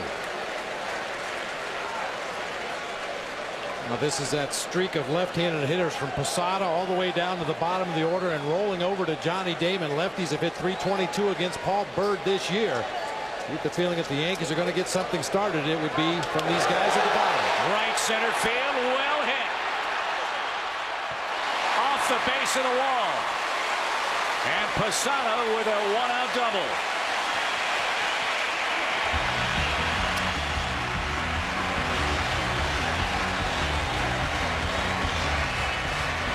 Nice swing by Posada here. A shot that gets setting up right up underneath his knuckles, and it's kind of in the middle of the plate. He strokes this ball off the wall in right center field. Oh, what a nice defensive play by Franklin Gutierrez. You can see his center fielder Sizemore going to the wall to attempt to catch. So he peeled off to get into a position to play a carom off the wall. With Posada's speed, very little chance he was going to go for 3 anyway, but Gutierrez made sure of that by backing up that play properly. This is a big run for the Yankees in this game. Runner at second, 1 out, Matsui up. Ground ball right side. Victor Martinez, good play. And runner to third with 2 outs. We told you Victor Martinez, normally the Cleveland catcher. You're not losing much, if anything, with his glove at first base. Well, that's a defensive play that would make Doug Mitkevich proud down there. A rocket hit down that line, goes a couple steps to his left, stays with it. Why risk a throw? Take it yourself. Only 1 error in his 30 starts at first base this year. Again, Yankee hitters aggressive early in the count. Got a ball that he can handle. He pulls it down the line, but Martinez is there to make the play. So a runner at third now. 2 are out for Cano. He too a base hit in tonight's game. 4-1, Cleveland the lead. Hacking first pitch, and he's down a strike.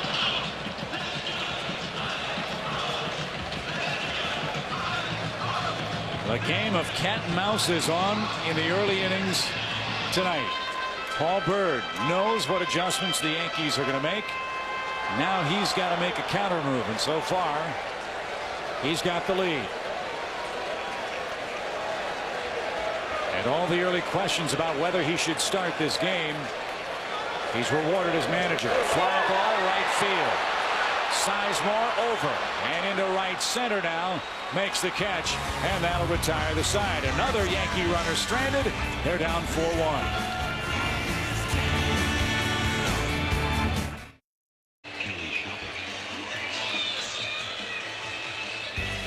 We are a third of the way through game number 4. 4-1. Cleveland has the early lead. And they'll have their 9, 1, and 2 hitters up against Mike Mussina on in relief of Chin-Ming Wong. Mussina finished the 3rd inning with a flourish, striking out Franklin Gutierrez, striking out Casey Blake. And let's see what he has in store with Shopik, a man that was hit by a pitch last time up.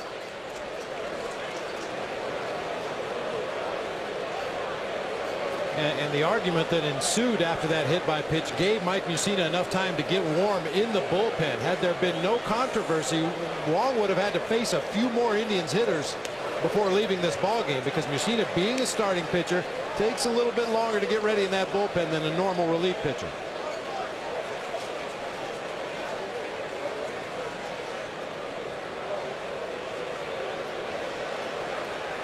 One-0 pitch popped up foul for Kelly Shopik.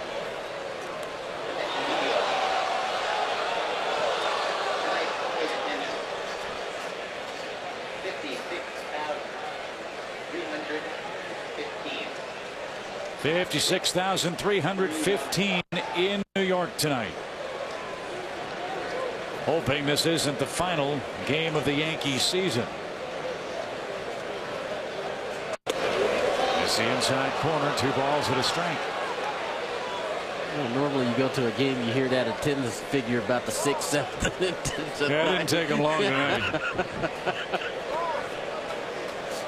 Cruising along in the top of the 4th.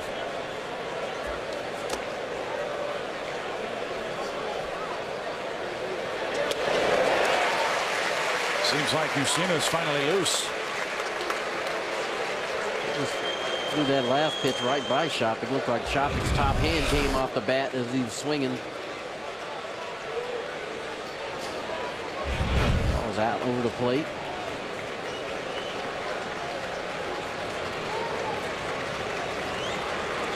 Base is clear, nobody out. And another full count. That has been, again, the story for the Indians. Work that count. Drive up the pitch count. They got Wong out of the game. Mussina hasn't pitched in a while.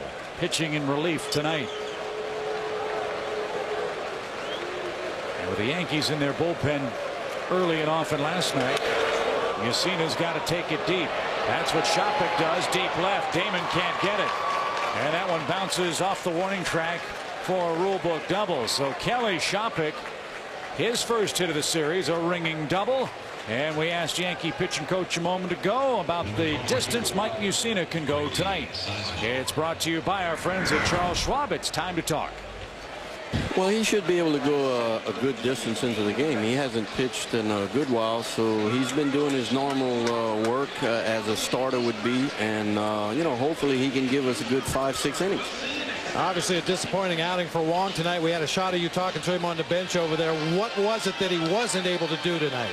I think basically just, you know, get the ball down. He made a few good pitches early, but like the last pitch that you need to get a guy out, you know, it was up. And the last couple of times out, he's been having trouble with that, just not getting through the ball now. All right, Ronnie. Well, thank you very much. Good luck the rest of the way tonight. Thank you very much. All right. Not surprising that Grady Sizemore thinks about a bunt here. Trying to get Shopik to third with nobody out in the 4th inning. The Indians in this postseason have been a very good bunting team. They had 4 bunts in a game the other night. The other thing they've been good at is getting that run in, too. It's a 4-run lead. The funny thing for Grady Sizemore is he did not have a sacrifice bunt the entire regular season. He did bunt for a base hit 7 times.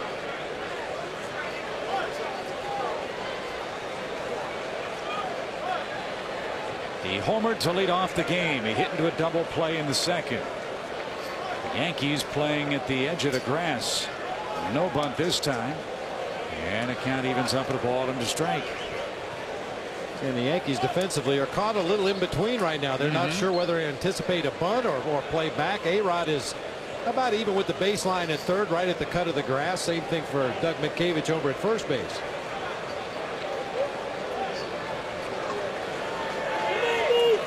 See what you miss when you play the outfield, Tony? All that indecision with a powerful guy and a fast guy in the box. Leonard high strike. 1-2. pretty good pitch right there by Mussina. He started that ball in off the plate and ran it back over the heart. Sizemore gave up on it.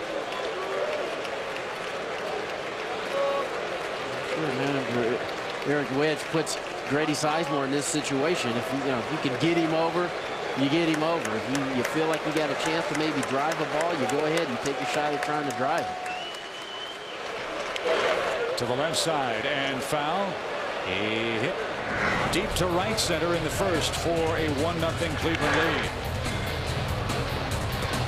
Sizemore to get the ball out of the ballpark. He can drive in the big run, get on base and cause some havoc himself. He can also strike out a lot, 155 times during the regular season. Right now, probably just trying to roll over and hit a ground ball to the right side of the infield. If you're going to make it out, make it productive out. Big run again. Huge difference with this Yankee lineup between a 4-run and a 3-run lead. Way upstairs, ball 2. 2 balls, 2 strikes. The Yankees have had base runners on in every inning so far tonight. They've already left 4 men in scoring position and trail 4-1. Cleveland with 2 2-out run scoring hits so far tonight. Have had the leadoff man on in every inning in the game and have scored 4 times. 3-2. Sizemore had the most RBIs for a leadoff man this year with 74. And again, you've seen him, again, working these Indian hitters, working the count, being patient, making Mussina work.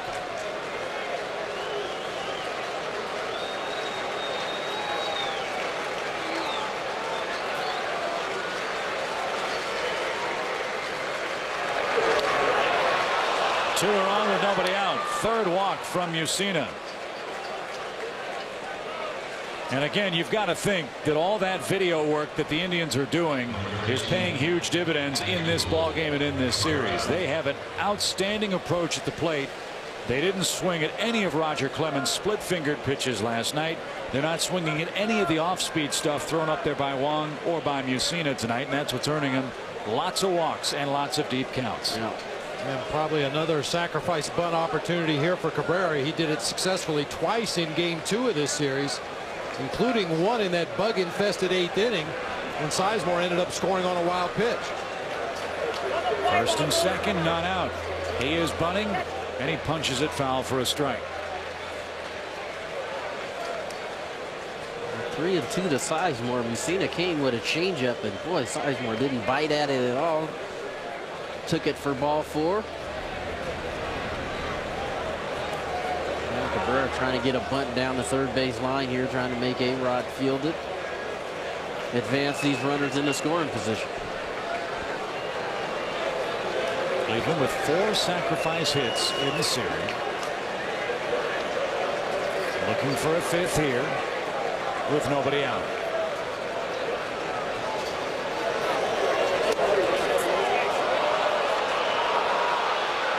One ball, 1 strike. But Kelly Shoppach, the base runner at second base, in my eyes, is in a vulnerable position in an obvious sacrifice bunt situation. If that batter bunts through the ball, invariably that runner at second tries to get that one more step, and it's an automatic pickoff play. Derek Jeter standing on the base. If Posada thinks he can pick him off at second base, and we've seen one throw to second base already in the ball game tonight. And look at Jeter bird dog him. You can see it in the lower right hand of your screen how close he is to Shoppach. Bunted beautifully. Mussina has but one play, throws low, but in time. Good sacrifice for Cabrera. And runners are at second and third, 1 out, and Travis Hafner coming up. Well, you're talking a sacrifice bunt situation of deadening the ball. Try to bunt it out near the end of the bat, and that's exactly what Cabrera does. That ball takes a couple of hops out in the dirt in front of home plate, barely trickles onto the grass. The only play Mussina has is to go on to first base. Look at that ball just get out there and die. Nicely done. And with the slugging bat of Travis Hafner in the batter's box, the Yankees aren't going to pitch to him. They'll walk him and load the bases for Victor Martinez. Well, talk about picking your poison. You walk Hafner and pitch to Martinez.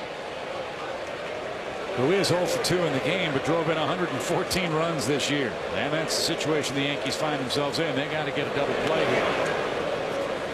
Mussina was able to induce the double play when he first came into this ball game. A bases loaded, nobody out situation. Got Sizemore to ground into the double play.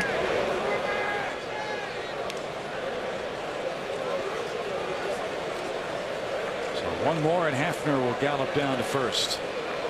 And here comes Victor Martinez, the switch hitting first baseman of the Cleveland Indians. Where does he hit the ball, Tony? He hits the ball all over the place, and we saw it in game 1. He hit a home run to right center field, but then doubled down the left field line. And you see, even for a switch hitter, still pretty good numbers, 59, 27, and 79. And this time coming up to the plate left-handed. If you get a ground ball and there's any doubt about the double play, you got to come home, don't you? Well, the Yankees are playing back. They're going to turn 2 up the middle of the field right here. Victor Martinez does not run well at all. And you saw he doesn't have good numbers against Mussina either, and that's why Hafner gets the intentional walk, and he'll take a shot at Victor Martinez. 1 out. First pitch, low, ball 1. How about that? If you're an Indians fan, tell Victor to strike out right now. Go figure. He said, what do you mean strike out? 1 ball, no strikes. That one at the knees.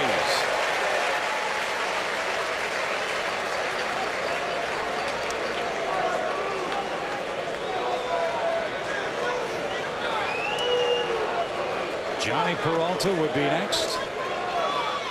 If Martinez can avoid hitting into a double play. He did it 19 times in the regular season.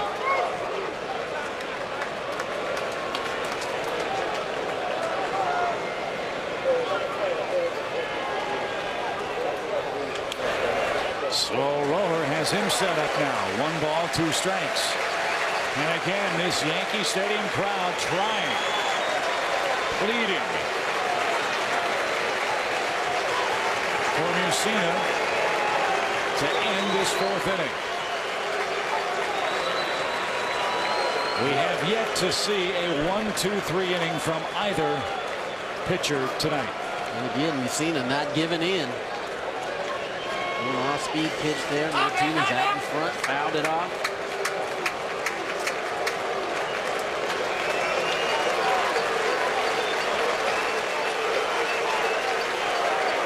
Cleveland's left 3 on base. They have 3 on now. They lead by 3. For their momentum, a huge sequence. 7 hits in the game for the Indians. 4 of those with 2 strikes. Base hit left field, make it 5. 1 run scores.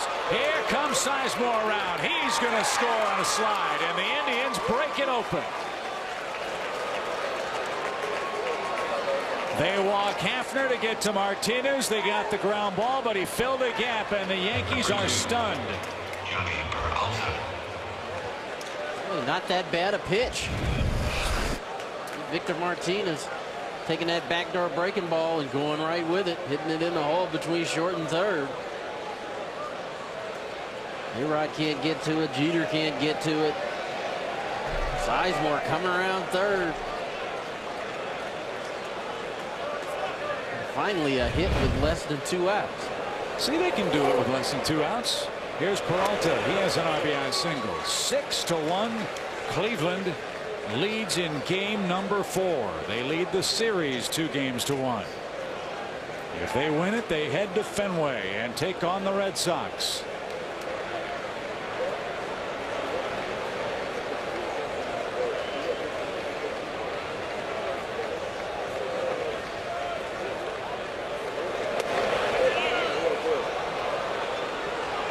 Tried to get that pitch all night long. Run that fastball in. Can't get it there. Not getting it. See the dejection. A lot of Yankee fans feeling that pressure now, feeling the heat. Their home team's down 5 runs.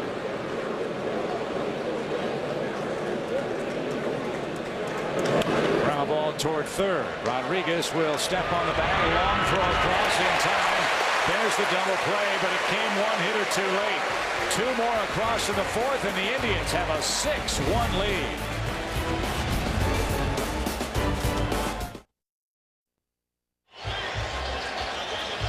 Yankees are in trouble in the 4th inning. 6-1. Cleveland has out-muscled them, out-pitched them, outplayed them in critical Game 4.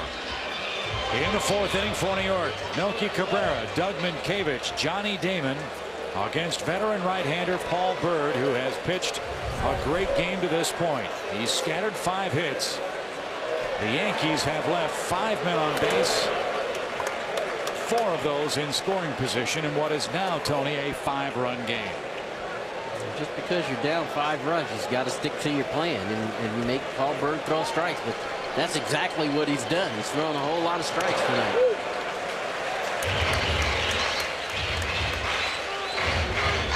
Byrd has not beaten the Yankees since June 7th, 1999, when he pitched with the Phillies. Lifetime 1-4, a 4.44 ERA. That's in 8 starts.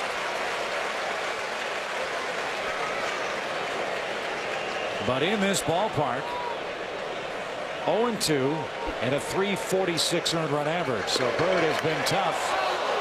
Cabrera thought he earned ball 4, but now it's a 3-1 count. And big-time players pitch big in big games. This is a big game for Cleveland.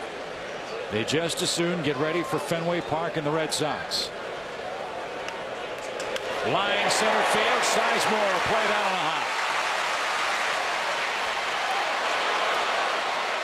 Crowd wanted Cabrera to go for 2, but can't afford that. 5 runs down. Maybe Sizemore just trying to keep that ball in front. Drop to a knee. You'll see Cabrera here again going with the pitch, not trying to pull it. Ball's out over the plate. He goes with it to center field, and then Grady Sizemore here just trying to keep this ball in front. Does that, and the crowd, Cabrera turned first hard as if he was going to go for 2, but Sizemore kept it in front and kept Cabrera at first base. Minkiewicz looks at a strike. Tell you how dominant Cleveland's pitching has been in this series so far, and we're in the 4th inning of Game 4. The Yankees have back-to-back hits in only 3 innings. In 3 innings. Again, this is a Yankee club that hit .290 as a team, nearly scored 1,000 runs, and hit over 200 home runs. When the Indians have needed the big hit, they've gotten it. When they've needed a big out pitch, they've gotten it. Fisted behind third. Peralta got a good jump.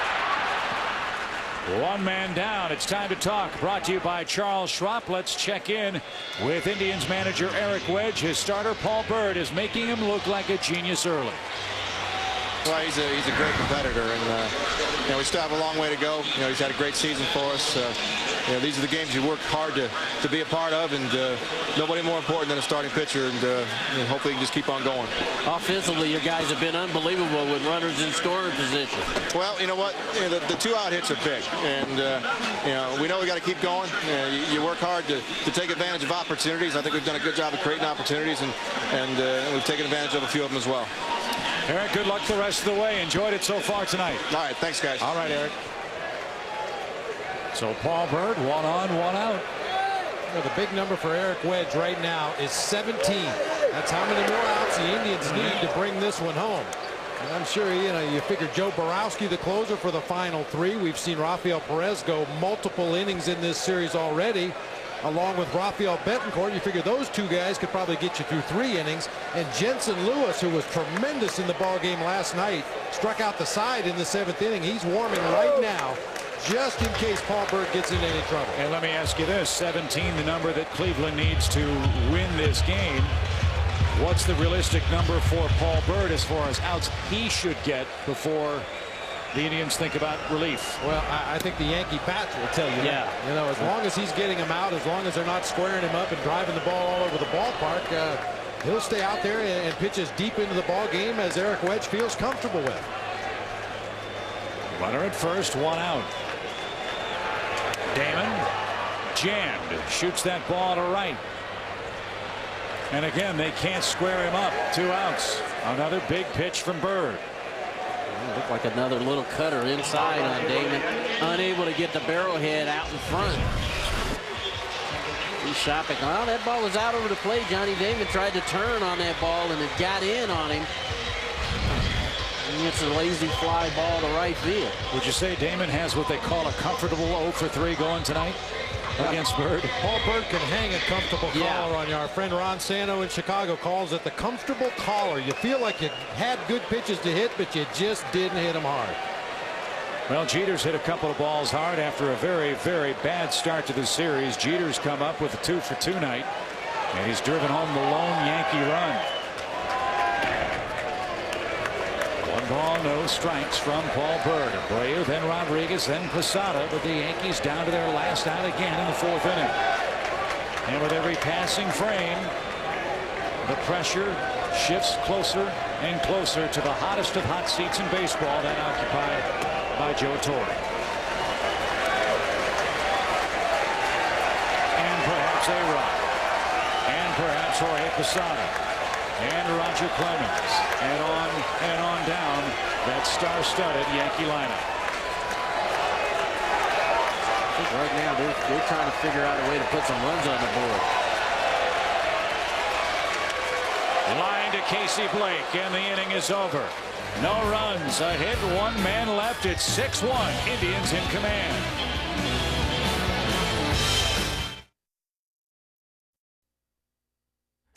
The MLB Division Series on TBS is brought to you by Chevy, an American revolution.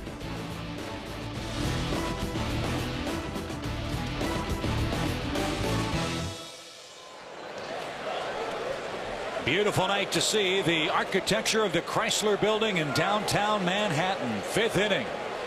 6-1 Cleveland. Lockton jumps on the first and skies to center. 1 pitch, 1 out. Mike Mussina could use a few more at bats like that. Log on to TBS Hot Corner at MLB.com/TBS Hot Corner and watch exclusive online live coverage of postseason action. We are with you. Game 4 at Yankee Stadium. Hall of Famer Tony Gwynn, World Series winning manager Bob Brenly, Craig Sager, Chip Carey. The Yankees fans are stunned. Paul Bird has been dazzling. The Yankees trying to extend this series and push it to Game 5 Wednesday at Jacobs Field. Need a miraculous repeat of history if they're to do that tonight.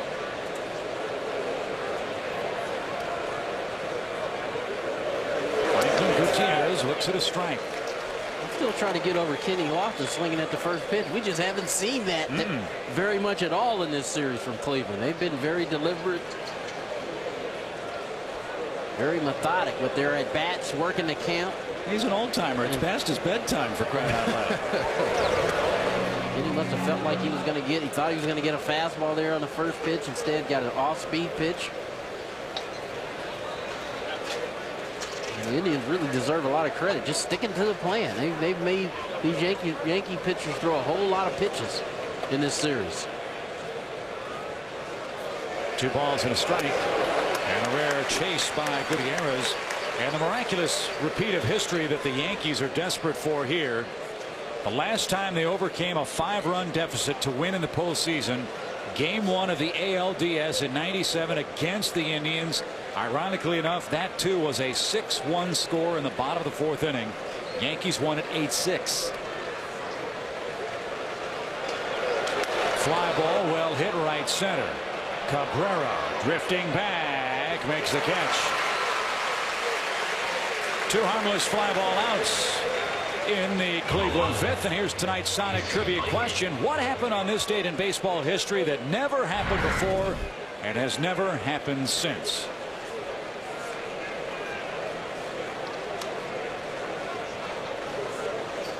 Conspicuous silence from the guys to my right here. Come on, fellas. I cheated. Oh, yeah, I did too. I'll eliminate myself from this trivia question. Me too. Did Hal give up the answer before the broadcast? That's just not right.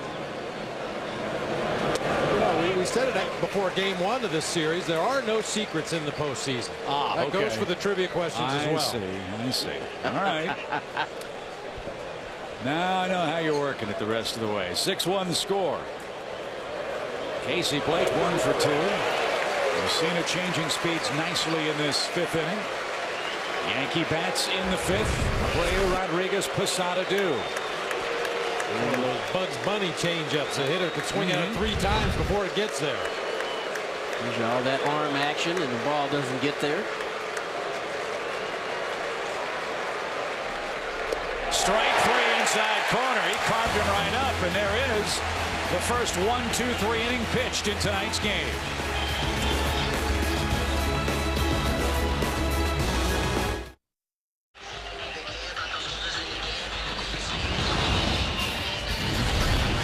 Beautiful night in New York in every way but the score for the Yankees. The fans in Cleveland have to be going nuts. I know they're watching on the big scoreboard at Jacobs Field, where they are hopeful of seeing the Indians win this series and advance to the American League Championship Series against the Boston Red Sox.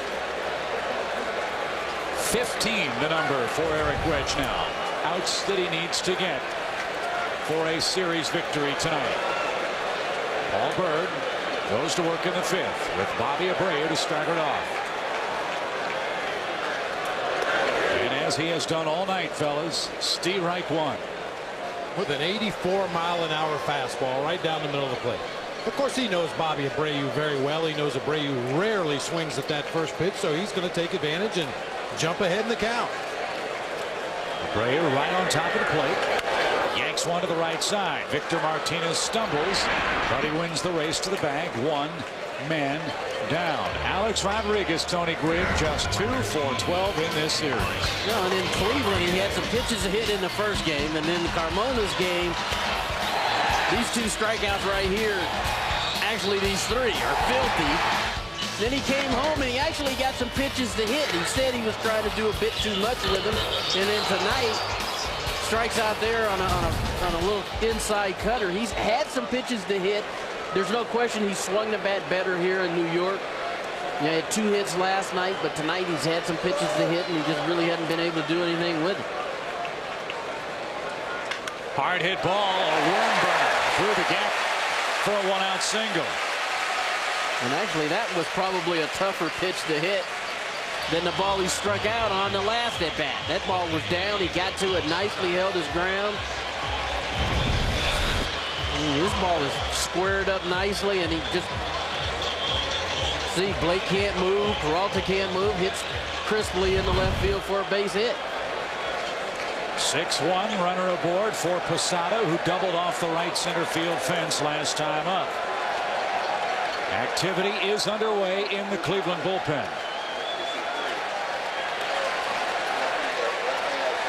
Rafael Perez, the flame-throwing left-hander.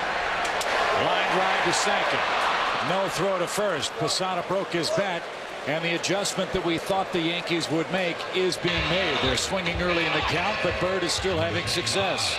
He's still keeping the ball off the barrel of the bat. I mean, even the hard base hit to the left side by Alex Rodriguez, it was on the ground. You'll take your chances if you're Paul Bird and have Alex Rodriguez hit the ball on the ground.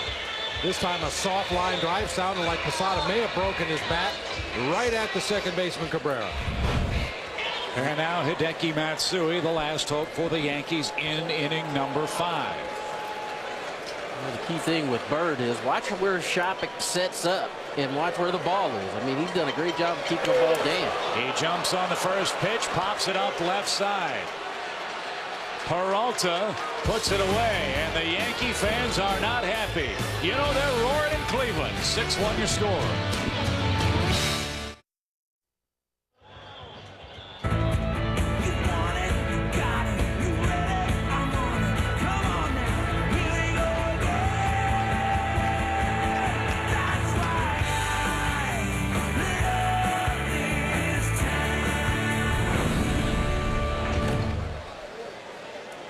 6-1 Cleveland in front. There's John Bon Jovi wearing his Philadelphia Soul cap with pride tonight. No controversy about that here in New York, Bob Brenly.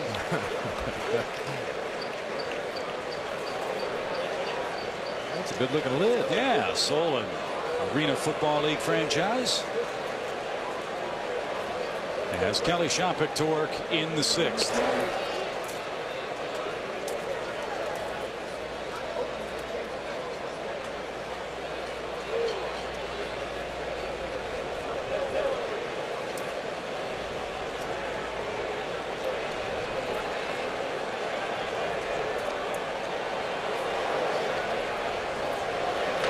Ground ball foul past third.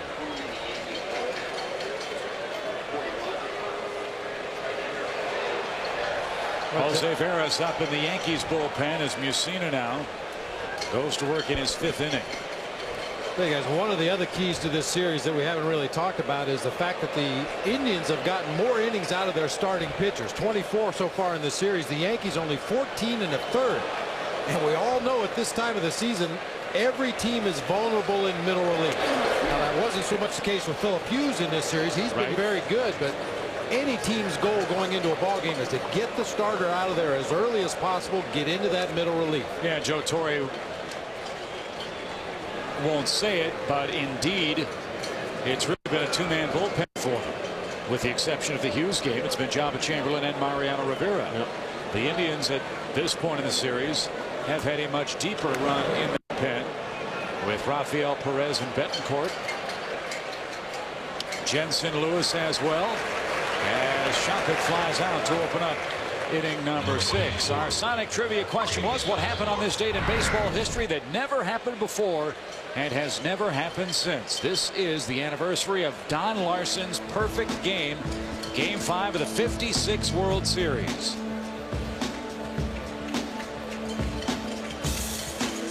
I don't think we'll ever see another one of those in postseason play again. It's going to take a very special guy to do it. But Don Larsen was pitching that game on only 3 days rest, because the start before that he had went an inning and 2/3, only gave up 1 hit, but walked 4 batters, gave up 4 runs. Great play, Minkevich, high throw, and not in time. Mussina got the foot down, but Sizemore, as he always does, hustled down the line and beat the wrap at first base. Joe Torre's going to come out and argue this call. He thinks Mussina came down on the bag before Sizemore got there. See Minkevich double clutches here, and Mussina does come down on that bag. Let's see if he beats him to the bag or not. That slight double clutch you talked about, it looked like Mussina got on the bag ahead of Sizemore. And those are 3 calls tonight that have gone against the Yankees. And they don't need any more adversity tonight. So bang, bang play. Great effort by Minkevich and Mussina. But Jerry Davis saw it Sizemore's way, and there he stands with a 5-run lead and 1 out. As Drupal Cabrera's up now.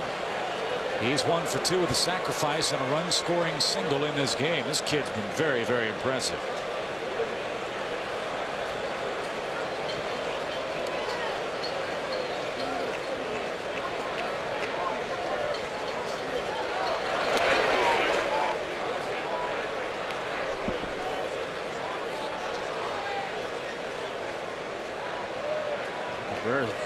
Really done what he's needed to do. I mean, he's hit a home run, he's played, he's sacrificed, he's moved runners.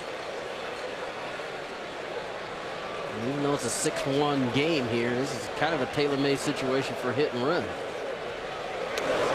A low ball 2 to Asdrubal Cabrera. Came over from the Mariners in a trade for Eduardo Perez, a trade that Cleveland was more than happy to make, and a trade that Seattle, even with all that middle infield depth and star quality already, Cabrera, one that got away from the Mariners. 2 balls, no strikes. Towering pop fly, center field, should be caught. A little vitamin D from the milkman. Melky Cabrera makes the catch. 2 men out for Travis Hafner. Fans go to TBS Hot Corner on MLB.com to play more Sonic Game Day Trivia powered by Nano Gaming. And Joe Torre on his way to the mound in inning number 6. Mike Mussina did not pitch badly at all. He gave up 2 runs in this game in relief of Chien-Ming Wang. But the Yankee bats have not supported him in tonight's Game 4.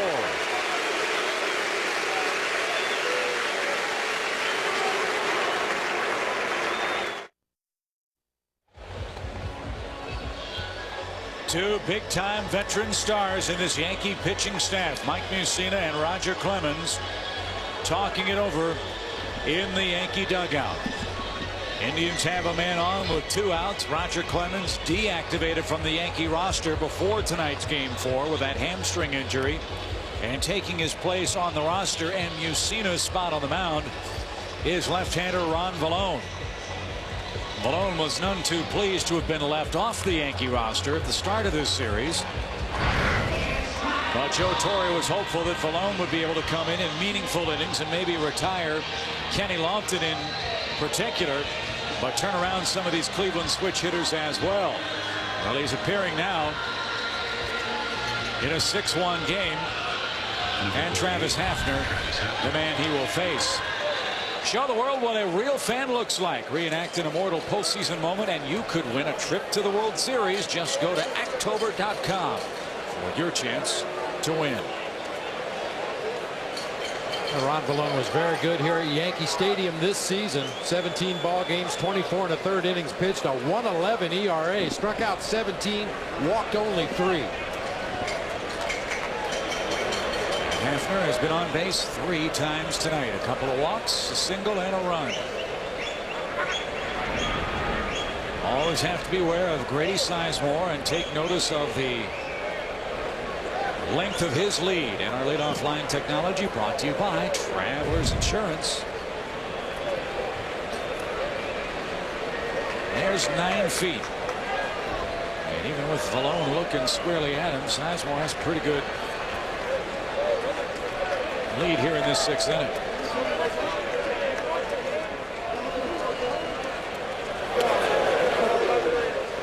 And while this game's not over by any stretch of the imagination, you know who is looking in tonight with a great deal of interest at this ball game. As you look at tonight's risk reward, the Yankees did not hold runners particularly well, but that interested party is the Boston Red Sox. They will host the winner of this series in Game 1 of the American League Championship Series. And I think it's safe to say, with Roger Clemens out now for New York, that they would much rather face this banged-up Yankee pitching staff in the ALCS than this Cleveland club that's riding an unbelievable hot streak. And you know, in Games 1 and 2, Sabathia and Carmona back-to-back at Fenway Park. Yeah, I would think so. I don't know if they would admit it. But with the way that Cleveland has played thus far, they've been impressive. And with their starting pitching, they could give Boston a pretty good run. Boston's got great starting pitching themselves.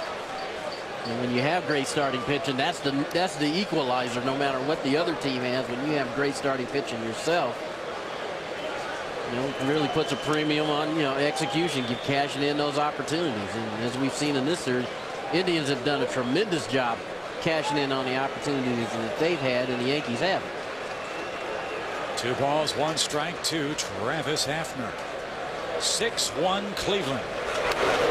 Play foul. 2 balls, 2 strikes. Yeah, it's tough to fight mojo, and right now the Indians appear to have it, coming up with the big 2-strike hits, the 2-out hits. Carmona with a tremendous outing on the mound in Game 2. Sabathia was just workmanlike in Game 1 through a lot of pitches, 114 in only 5 innings of work. But boy, when you see one of those teams that's on a roll like the Colorado Rockies were at the end of this season, you just feel like you're never out of a ball game. You're always going to find a way to win. And Cleveland most definitely has done that to this point. This game's not over, but it is 10 o'clock, but approaching midnight in New York for this Yankee group.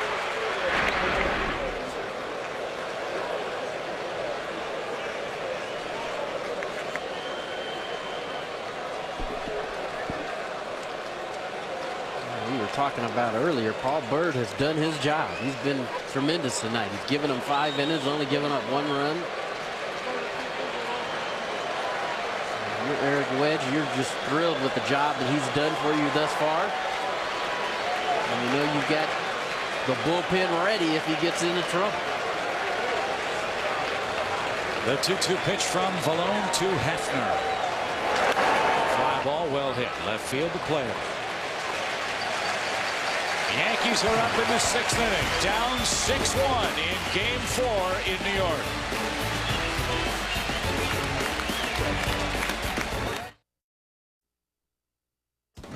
The MLB Division Series on TBS is brought to you by Chevy, an American revolution, and by Claritin Allergy Products. Live Claritin Clear.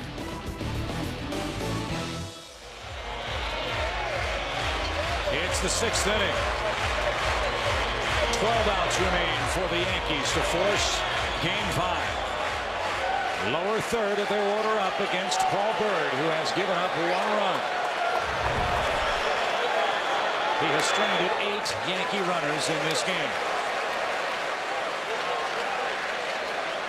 4 of those 8, either at second or third base. Cano singled and was stranded at third his first time up. And Byrd evens up the count and a ball and a strike.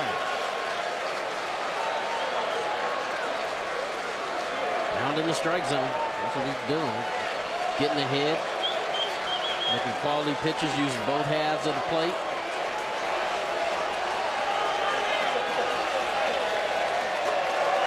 Fly ball belted right field and deep, and the Yankees draw a run closer.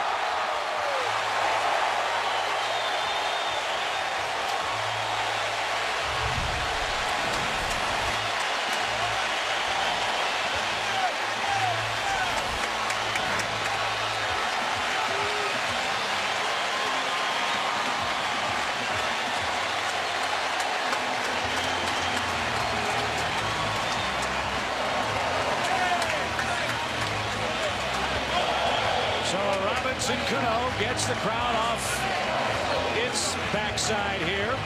6-2 game now, and that's going to do it for Paul Byrd. He was magnificent. 5+ innings. He leaves with a lead, and into that vaunted Indian bullpen we go in inning number 6.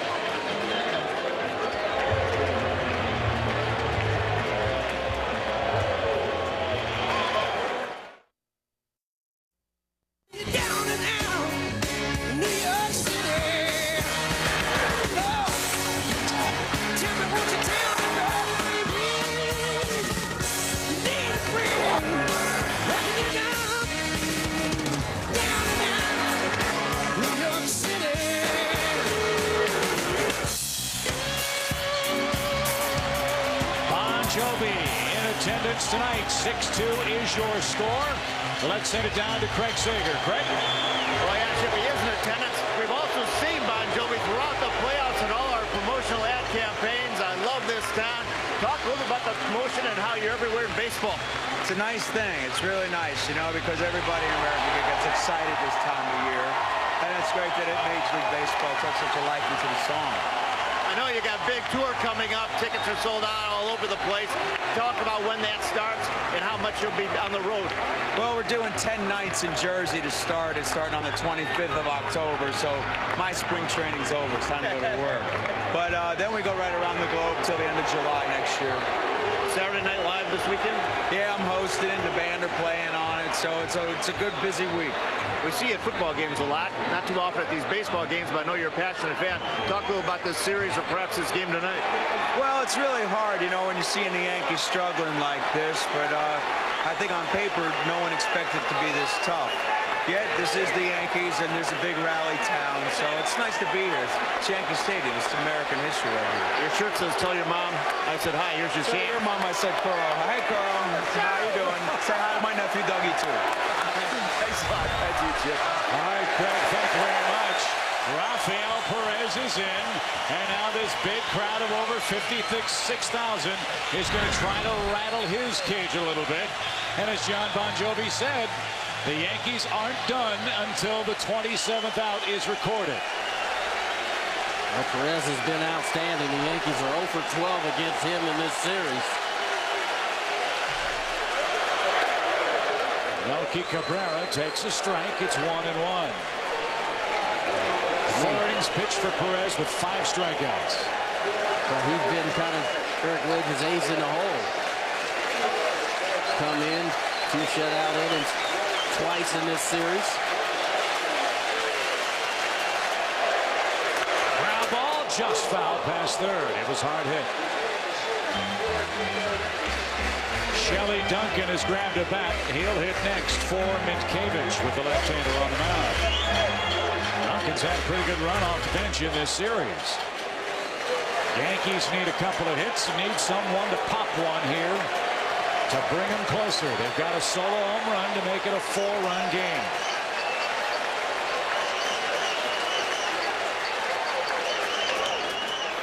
High chopper to Blake. 360 spin and a perfect throw. 1 out.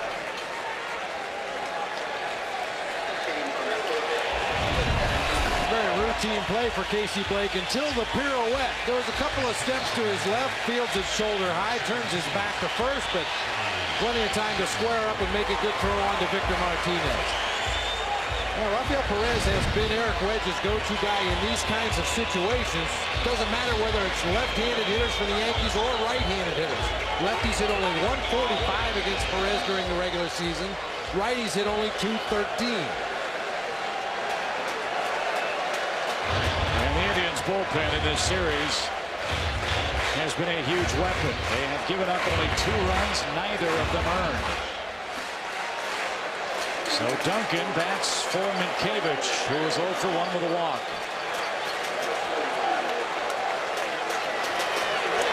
And that's low and in, ball 1. 1 ball, no strikes. Duncan in game 1 had a leadoff single and scored in the 5th inning back in Cleveland. He pinch hit in the 11th inning of game 2 and grounded out. So here's his 3rd chance to try to bring the Yankees closer. Low inside, ball 2. 2 balls, no strikes.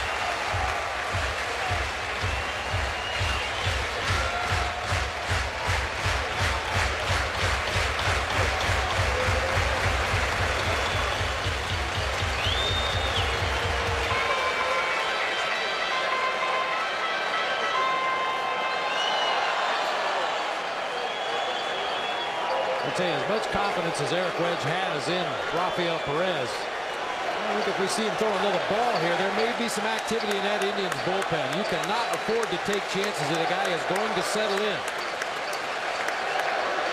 Line drive, base hit.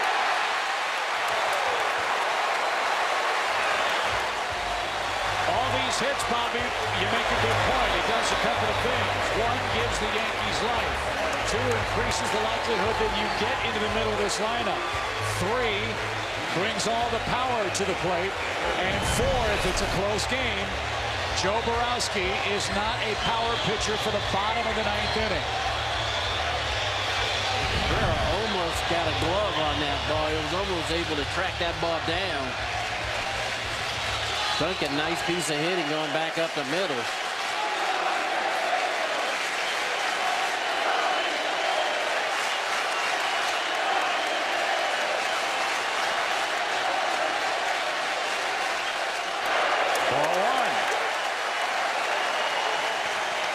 Getting this crowd coming to life.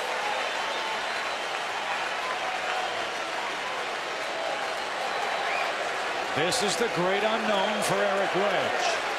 How will his young relief pitchers pitch here?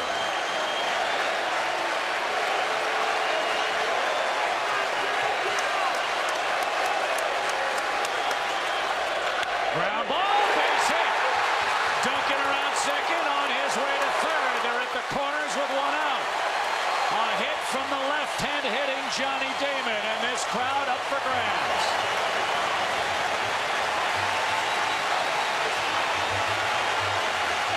directed towards Carl Willis going to the phone. Indians are going to have some activity. You'll see Victor Martinez really didn't come off that bag very hard down there at first base. Just one step off the base. Damon is able to line it past him down into the right field corner.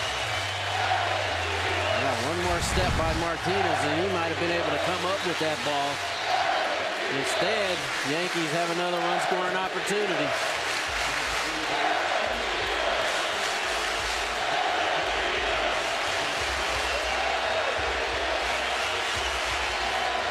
The most agonizing part of starting a playoff game is when your work is done.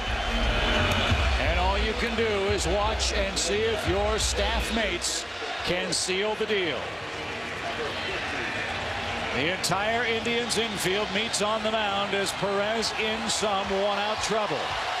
6-2 Cleveland in front as DHL presents our MLB delivery man. Tonight's focus. Cleveland's bullpen has been remarkably good. That includes the work tonight by Rafael Perez. 9 1/3 innings without an earned run. But 11 outs to get. Fans go to MLB.com. Cast your vote for the 2007 DHL presents MLB Delivery Man of the Year award. Here's the captain. If there's an offense that can overcome a 5-run deficit, it's this one.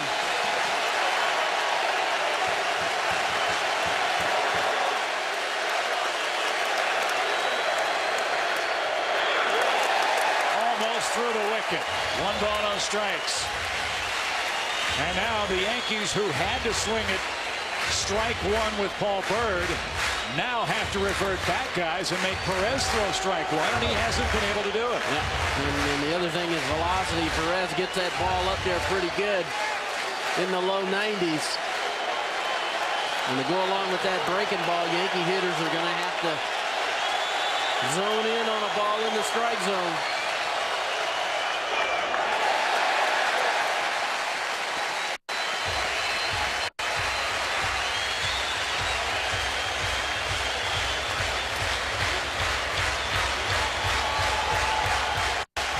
Dad and A-Rod open the Yankee captain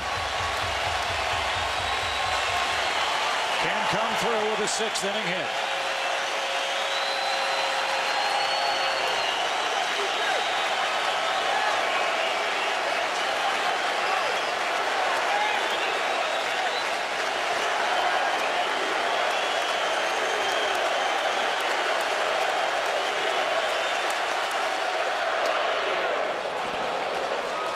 Two balls and a strike. That quiets the crowd for a moment.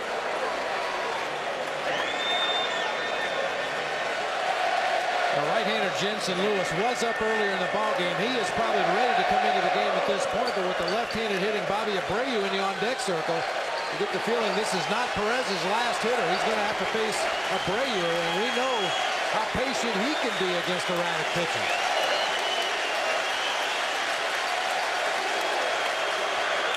Bouncing ball to second, should be 2, and it is a double play. What a pitch by Perez. We're through 6 in New York.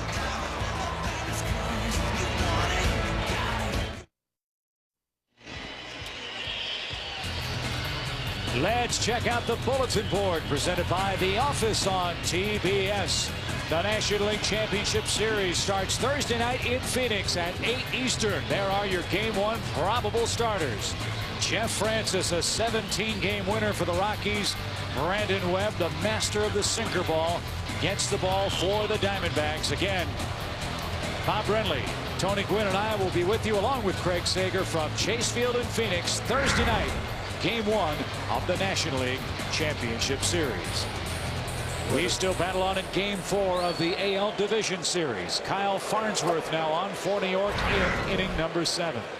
And number 41, Victor Martinez.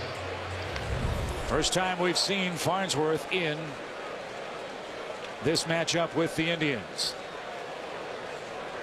Again, like The other guys, his job's to hold this Cleveland offense right here and give the offense a chance to get you back in the game. Farnsworth is a power pitcher who will give up a home run. He gave up 35 runs this year. 11 of them came as a result of the long ball. The Yankees cannot give up any more runs in this game. They're down 6-2. They have 9 outs left. Victor Martinez, a big 2-run scoring single in the 4th inning. A rare 1-out run scoring hit for the Indians in this series. All the damage seems like was done with 2 outs and bases loaded. Victor Martinez hit a pretty tough pitch in the hole between short and third to drive in the 5th and 6th run for the Indians tonight.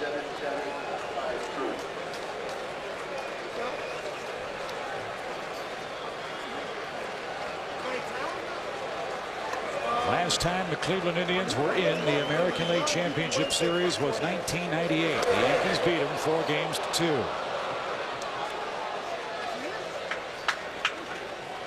The last time they were in the World Series was 1997 when the Marlins beat them 4-3. The last time the Indians won the World Series was 1948. That's the 2nd longest streak in baseball, only behind the Chicago Cubs in the National League. Could this be the year that this young Cleveland club beats New York, beats Boston, and plays in the World Series? There's still plenty of work to be done before that answer is in the affirmative.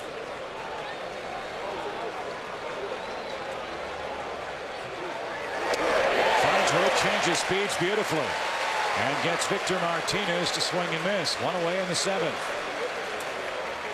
Nice pitch by Farnsworth there. He took a lot off. Martinez out in front. Farnsworth was originally drafted by the Cubs. He was a 44th round pick. Was a skinny little right-hander who could throw the baseball through the barn wall, but grew into a dominant setup reliever with the Cubs in that 2003 season. Went to Detroit, was traded to Atlanta, elected free agency, and came to New York to be Mariano Rivera's setup man.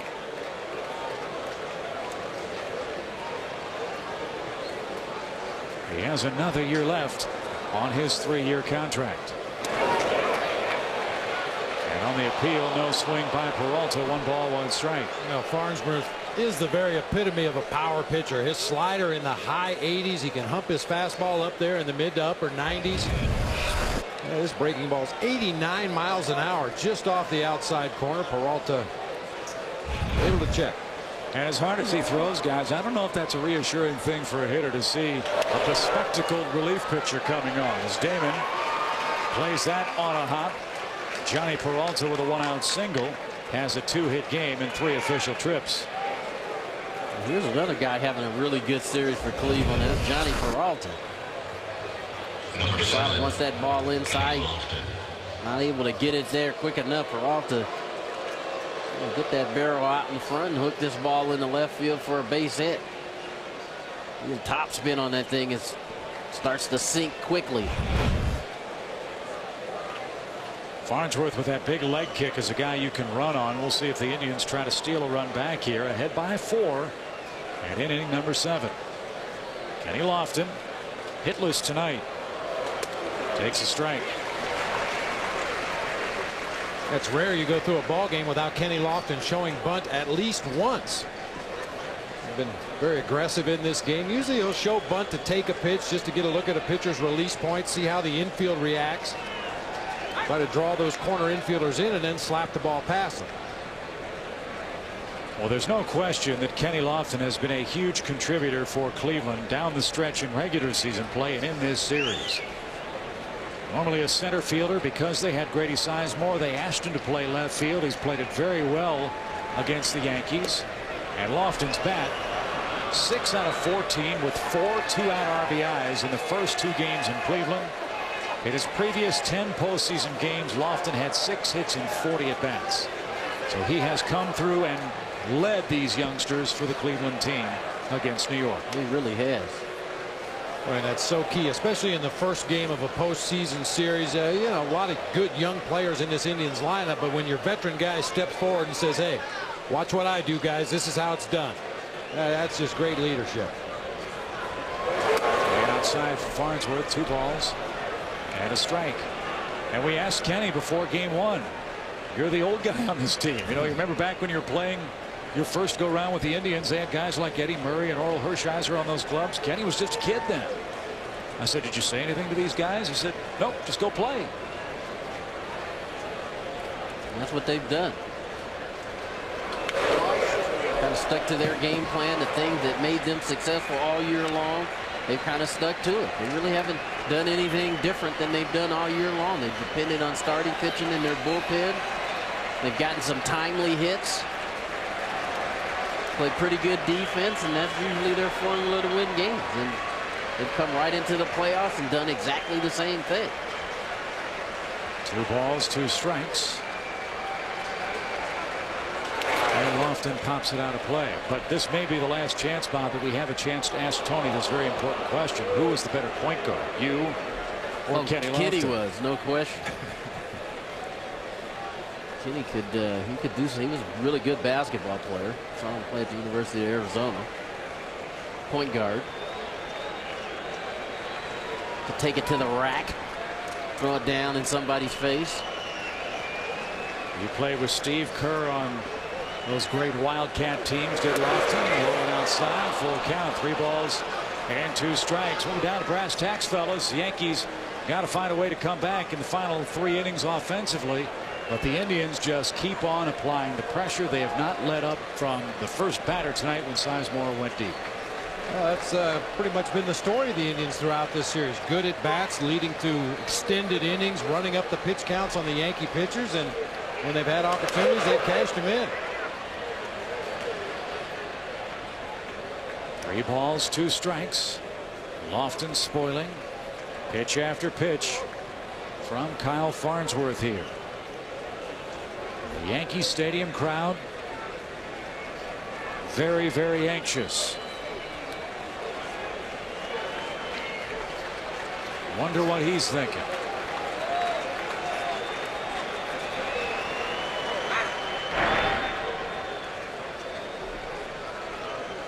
This 3-2 pitch for Peralta was running. Yeah, Peralta didn't run a lot during the regular season. Only 8 attempts. He was successful 4 times, but he did steal a base earlier in the series. You want to try to stay out of the double play here. Lofton's pretty good at putting the bat on the ball. Runner goes. 3-2 pitch popped up and into the upper deck just over our head. And Posada out for Chet with Kyle Farnsworth. Tonight's pitcher comparisons brought to you by Avis Rent-A-Car. We try harder. Paul Bird, outstanding. The gamble of bringing Chen-Ming Wong back on 3 days rest as a starter, disastrous for New York.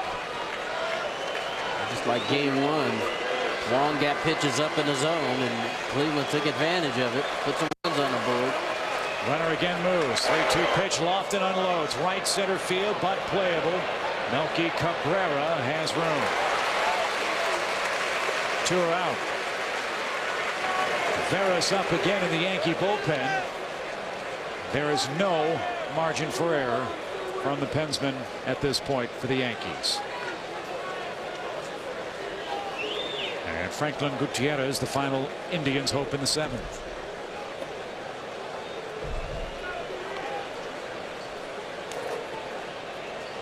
Cleveland has been out of the postseason since 2001. Mark Shapiro and his staff very quietly and very patiently and very methodically built from within. Made some great trades. And unseated the American League champions from within their division, the Detroit Tigers.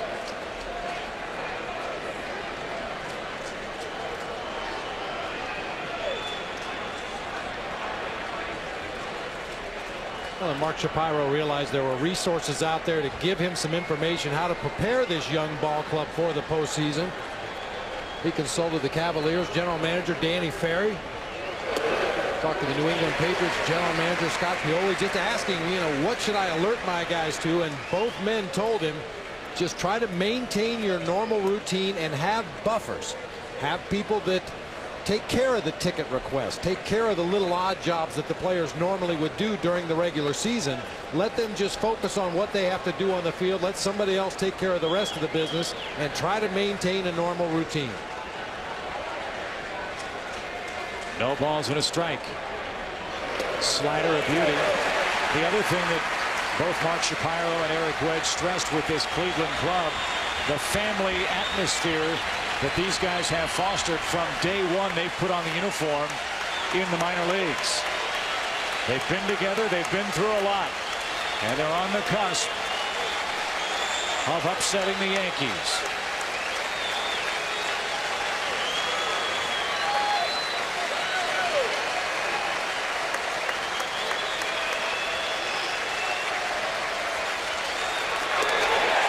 Wicked slider takes care of Cleveland in the 7th. We stretch in New York. God bless America from Yankee Stadium in Game 4 of our American League Division Series. Let's turn it over to Tim Beach, the PA announcer tonight in New York.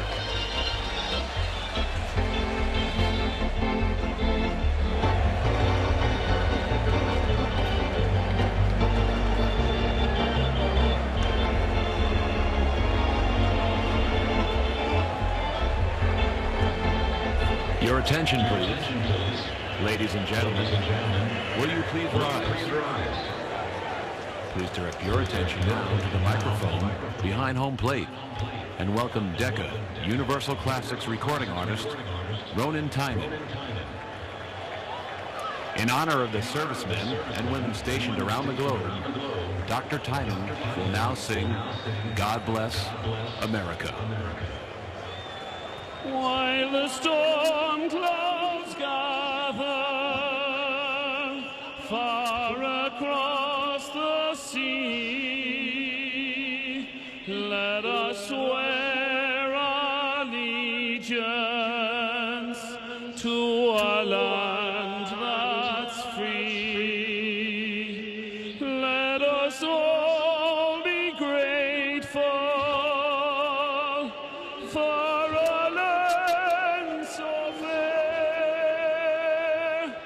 as we raise our voices in a solemn prayer. God bless America, land that I love.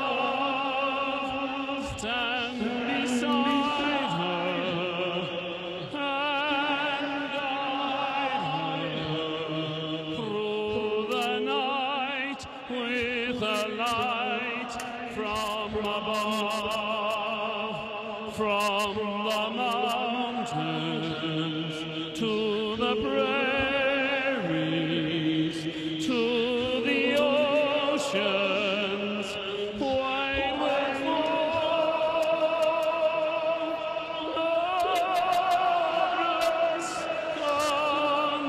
America, my home, sweet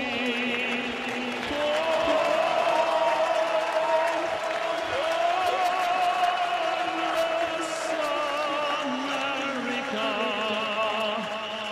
my home, sweet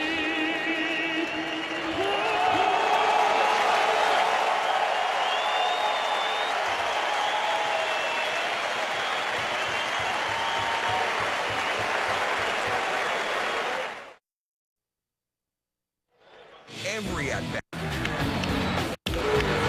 every pitch, a chance to be a hero. There's only one October, and it's here on TBS. Our exclusive coverage of the National League Championship Series comes your way Thursday night in the desert. The Rockies and the Diamondbacks beginning at 8 o'clock Eastern Time. The Yankees have 9 outs left. And Bobby Abreu will start off inning number 7. Abreu is 1 for 3. Rafael Perez had some trouble in the 6th, but didn't give up a run. And if he does have any trouble, in fact, if he gets Abreu out, Rafael Betancourt is up next with Alex Rodriguez and Posada to follow.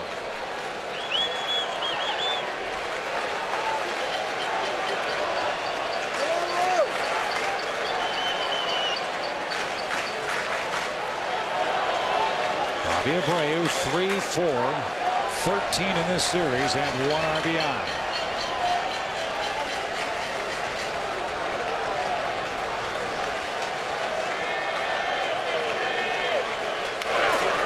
In fact, Derek Jeter, Bobby Abreu, Alex Rodriguez, and Jorge Posada in this series have combined to drive in a grand total of 2 runs.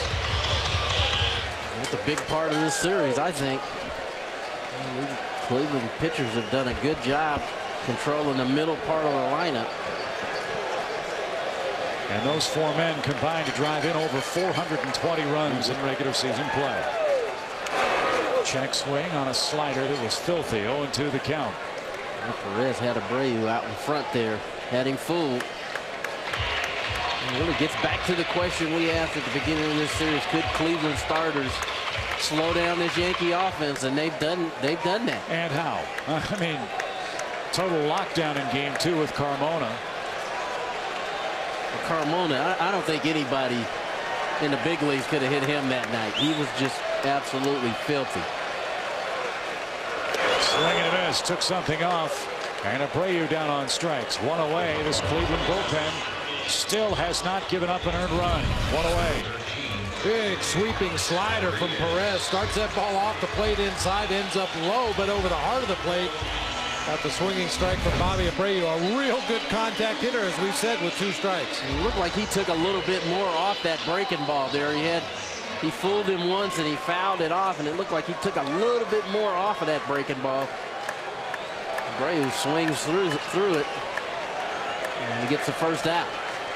With so much undecided with this game and with this series and with the future of the Yankees, could this be the last Yankee at bat for Alex Rodriguez tonight? He has the option of opting out of his contract at season's end. He will in all likelihood be the most valuable player in the American League. But in this series, A-Rod has managed but 3 hits and 13 at bats and has not driven in a run again.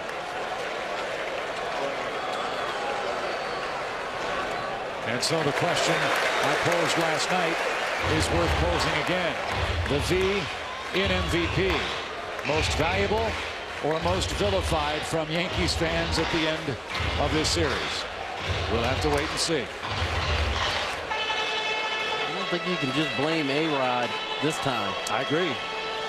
Actually, I'm the one who actually thinks he's swung the bat okay. But he isn't the only one struggling in this Yankee lineup, and I think Cleveland starters are a big reason why. These guys have had a hard time putting runs on the board.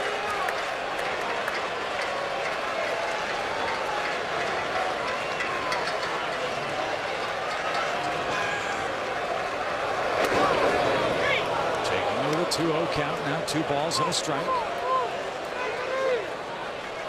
Now, you can blame the Yankees offense all you want. You can blame A-Rod all you want, but you definitely have to tip your cap to the Indians pitching staff. Rafael Perez against the top 10 home run leaders in the American League. They were 0 for 20 against him.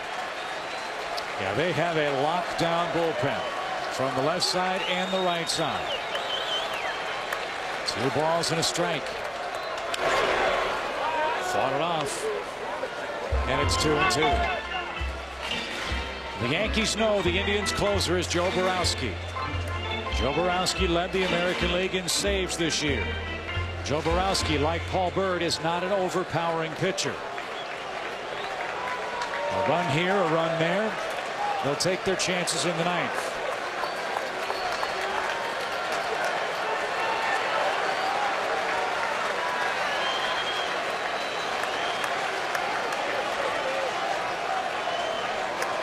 Rodriguez steps out. April 19th of this year in this ballpark. The Yankees were down 4 in the bottom of the 9th inning. They scored 6 runs against Borowski to win that game. Alex Rodriguez hit the game-winning homer. And he hits a bomb deep left field. Did he get enough?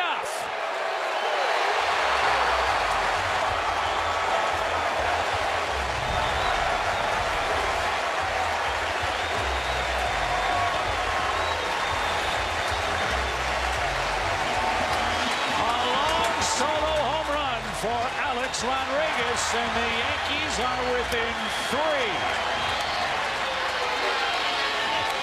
Like I said, I'm one who thought he was swinging a bat pretty good, and this is a breaking ball that stayed in the middle of the plate.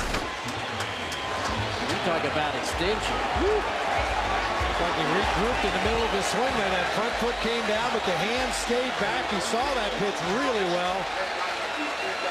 That's outstanding right there. The Yankees tack on another run and get to within 3. And the Yankee fans want to believe. Here's Posada. He hacks away and is down a strike.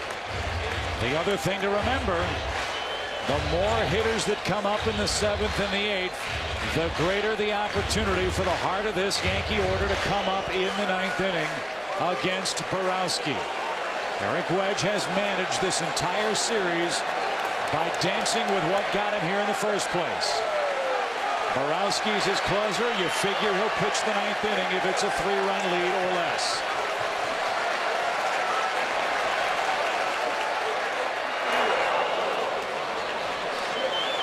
Nothing in 2. That's the slider that he wanted to throw to Alex Rodriguez in that 2-strike count. But as you mentioned, Tony, he left it up over the plate. That one just dive bombs down out of the strike zone. This is an important inning, too, for the Indians because you got left-hand hitters coming to the plate. Posada breaks his bat, rolls to third. Blake across. And here is another one of those left-hand hitters in Hideki Matsui. So you'd love to be able to get through this inning with Perez.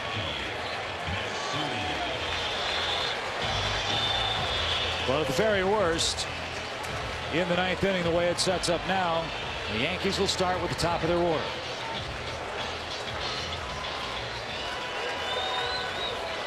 Alex Rodriguez hit a home run to make it a 3-run game. Matsui 0 for 2 with a walk and a 2nd inning run.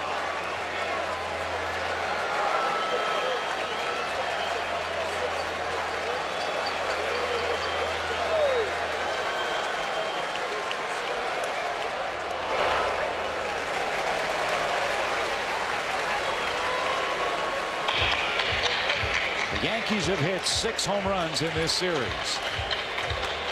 All but 1 have been solos. Gonna give them up. That's how you like to do it. You like to do it with the lead too. The Indians have. Matsui was trying to yank one down that right field line. A ball and a strike. Elevated fastball. Inside everything. He was trying to pull it. The Yankees another run.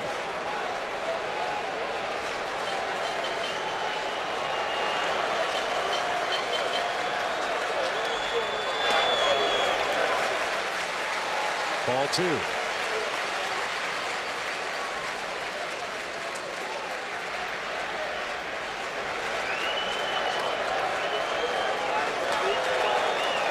Bobby, you've been in that dugout in situations like this, facing a vaunted lineup. Stomach starting to churn yet for Eric Wedge? I don't know. Mine is up here. I'm sure his is. I'm sure his is too. You're 7 outs away.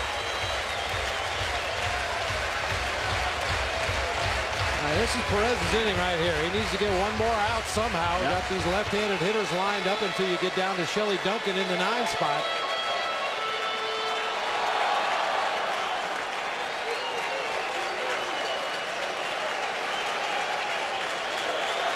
3 balls and a strike.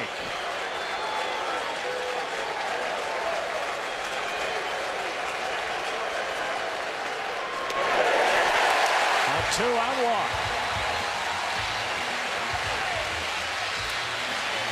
So the A-Rod home run, the first earned run surrendered by the Indians bullpen in the series. Now a 2-out walk. And Robinson Cano coming up with a 2-for-3 game, including a home run last time up. It came in the 6th inning, a leadoff shot that chased Paul Bird.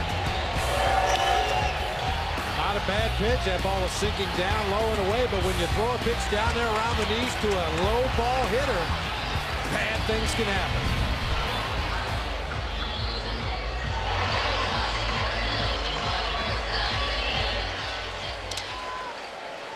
Sure, that's what Carl Willis wants to talk to Perez about here. A left-hand hitter, you don't want to make a mistake down in the zone like Paul Bird did. And in this situation, they should just stay away from Robinson Cano. We said he sprays his base hits around the field, a lot of them coming from right center to left center, but probably doesn't have the kind of pop to go deep to left field here at Yankee Stadium. He can, however, hurt you to right field. The Perez should make every effort to stay away from Robinson Cano. And let's see if the Indians defense tips off that pitching game plan here. Blake well off the line at third. Ball top the middle at short. Cabrera playing a normal spot at second. Victor Martinez has to hold Matsui as Cano is up 2 out of 3. 6-3, 7th inning.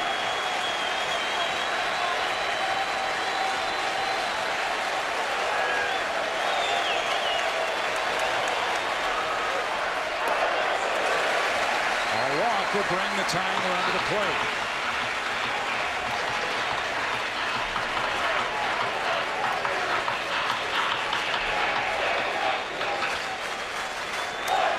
Simply here, if you're Perez, you're going to have to challenge Cano. You'd like to challenge him on the outer half of the plate.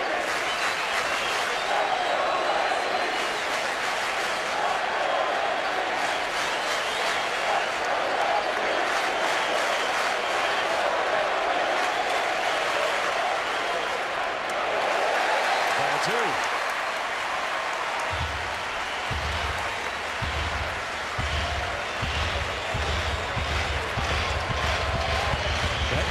Was up.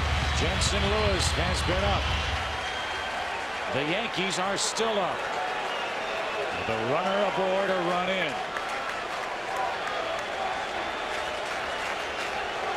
Duncan getting some advice from A-Rod on how to handle Perez.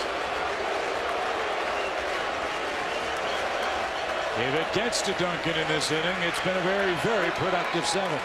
If it gets to Duncan, we're probably going to see Betancourt come into the ballgame, at which point I'm pretty sure we'd see Jason Jonder. 2 balls, no strikes. At the knees with a fastball.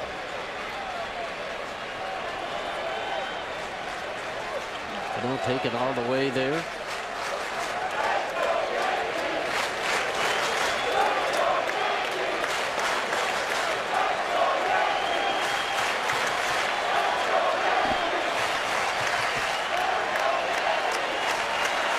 Drove in 97 men in the regular season. He has 3 RBIs in this series. He bounces one to first on 1 hop. Victor Martinez ends the Yankee 7th. Alex Rodriguez hits a solo home run to bring the Yankees to within 3. It's 6-3, 8th inning, game 4.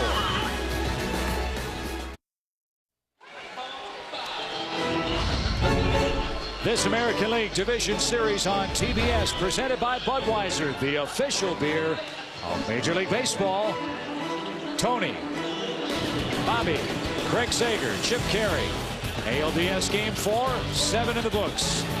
Cleveland by 3 as we go to the top half of inning number 8. Jose Veras, a hard-throwing right-hander now on for the Yankees. He is the 5th pitcher to work in tonight's game. Joe Torre telling us before the start of this series we have a young bullpen and we're going to have to use them. The youngsters for the most part have pitched very well for New York. Chamberlain, Hughes. Vizcaino, a veteran, has pitched in this series. And he will have Blake, Shopik, Sizemore due in the 8th inning. Yankees crept a run closer on an Alex Rodriguez homer a moment ago.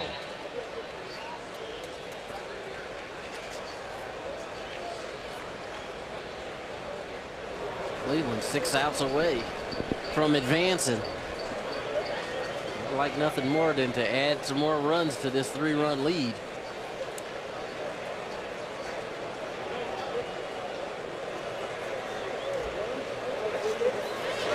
First pitch a strike to Casey Blake. 1-4-3 in tonight's game 4. He singled and scored in the 2nd inning. Remember way back when Chen-Ming Wang started for New York, 5 hits, 4 runs in an inning plus.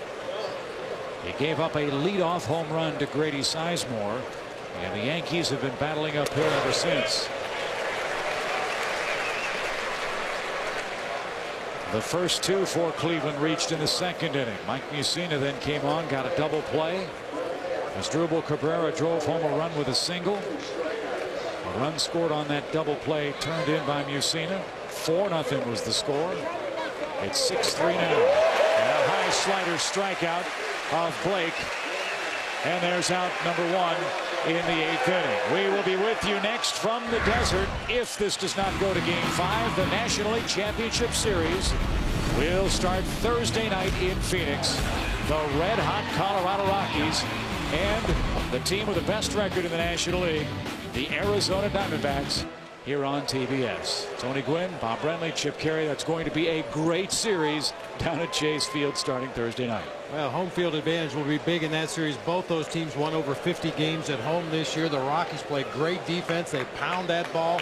The Diamondbacks just find ways to win. Yeah, I think the country is going to be surprised to see how good these two teams are, because they've got players a whole lot of people don't know anything about. Kind of like this Cleveland team. Kind of like this Cleveland team, who has made a name for herself in this series. They've done a lot of things right. Kelly Shopik, the hitter, and if we do not have a game 5, we will turn things over on the American League side to our broadcast partners at the Fox Television Network. Joe Buck and Tim McCarver will take you the rest of the way with the American League Championship Series and the World Series, and we wish them all the best as they get their postseason play underway. Fly ball left center field and well hit. Shopik will watch that one hit high off the wall, and on he goes to second base with a stand-up double. He did not miss by much. Second double for Shopik, who has made the most of his first postseason start. I was going to say, this is Shopik's first appearance in the postseason in this series, and boy, both of his hits have been right on the money. Fastball out over the plate, and he drives this very nice. Drives this ball to deep left center field. And we've talked throughout this series about, as a manager, what can you do to try to maintain a sense of normalcy for your team, and that's to do the things you've done during the regular season. During the regular season, Kelly Shopik was Paul Bird's valet catcher. Would have been very easy to put Victor Martinez behind the plate in the postseason, but he stuck with the program that he'd used all year, and Kelly Shopik made it pay off. And this might be the season for the Yankees. Runner at second, 1 out, down by 3 runs, and Joe Torre again will go to the mound with Mariano Rivera up and throwing, trailing in this game by a 6-3 score. Well, the padded walls here at Yankee Stadium occasionally will leave some footprints, or in this case a ball print very near the top of that fence. You can see the mark where the Kelly Shopik double hit that wall. So Joe Torre waits until Fieldon Culbreth, the home plate umpire, comes out to the mound. This buys 4 or 5 extra tosses for Rivera. And let's see if the Yankees skipper makes the move here.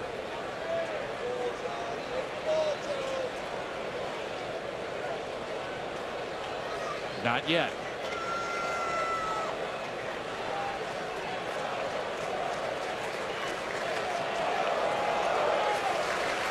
Well, Grady Sizemore will stand in. He's homered, he's walked, he's scored twice, he has an infield hit.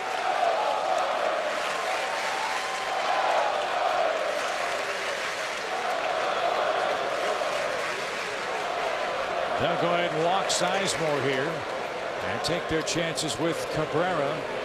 We'll see if Mariano Rivera gets that call out of this Yankee bullpen.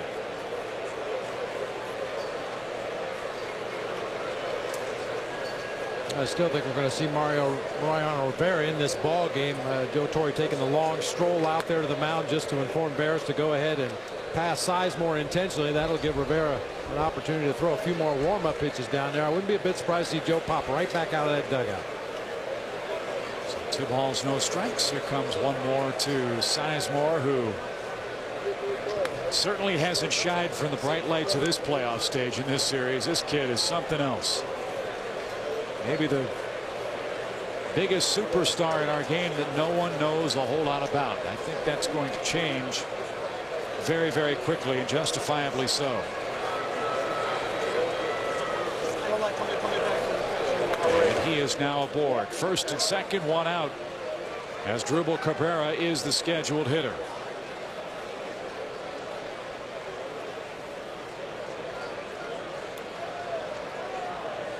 Now the cornermen in the Yankee infield defense, and Posada talking over with Veras.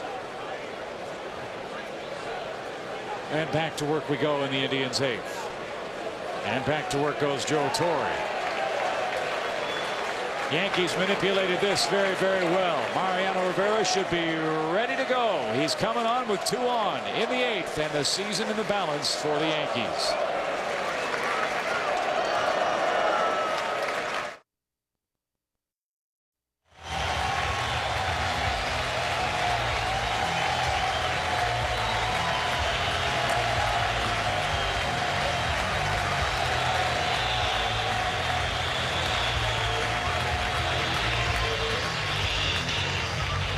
Was that the final visit to the mound for Joe Torre in a Yankee uniform? Mariano Rivera is on to try to put out an 8th inning fire for the Yankees, who are down but 3 runs in the top of the 8th inning. As Drupal Cabrera, the second baseman, is up for the try. The Yankees have to win today to keep this series alive. And what Rivera does in this inning will have a lot to do with that possibility. Don't forget to stay tuned for Inside MLB, presented by Captain Morgan. Remember to drink responsibly. Ernie, Cal, Frank Thomas, and Ron Darling will have all the post-game reaction. They'll also have our special guest, Alyssa Milano, along in the post-game festivities after Game 4 tonight in New York. We saw Rivera's postseason numbers, career postseason numbers. Woo! And he's being asked to shut the door down here in the 8th, probably in the 9th too. There's really nothing to save it for at this point. They cannot afford to let the Indians score another run in this ballgame. And if they do stop him here, Rivera's going to come on for the 9th inning. And if they come back and win this game, they have a day off and get ready for Wednesday night in Cleveland. So you're right. It's everybody's on call at this point for New York. Cabrera, an RBI single in 3 official trips. Broken bat, double play ball perhaps. There's one. Jeter can't turn it. Good hard slide by Grady Sizemore. That's a big play in this game, for it brings Hafner to the plate with men at the corners and 2 out. It's hard to find fault with anything Mariano Rivera does out there on the mound, but he does break a lot of bats. Tough to turn double plays on those slow hit ground balls. Sizemore right on top of Derek Jeter did not give him an opportunity to turn that double play.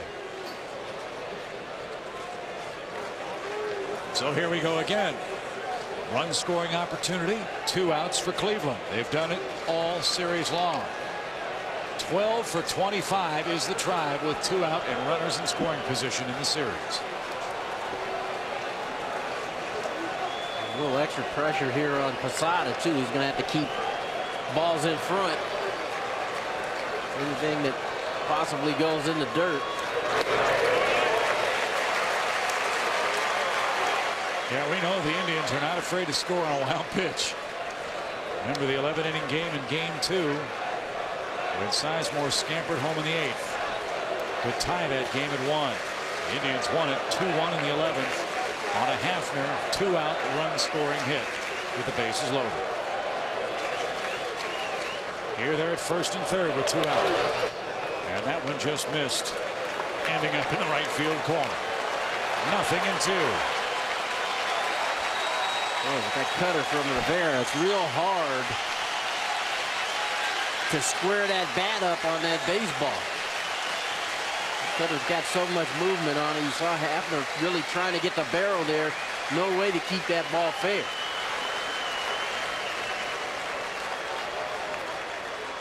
Posada letting the infielders know what he's going to do in the event Cabrera breaks for second base. You talk about wild pitch. Rivera just doesn't throw it. He threw one all season long in over 70 innings of work.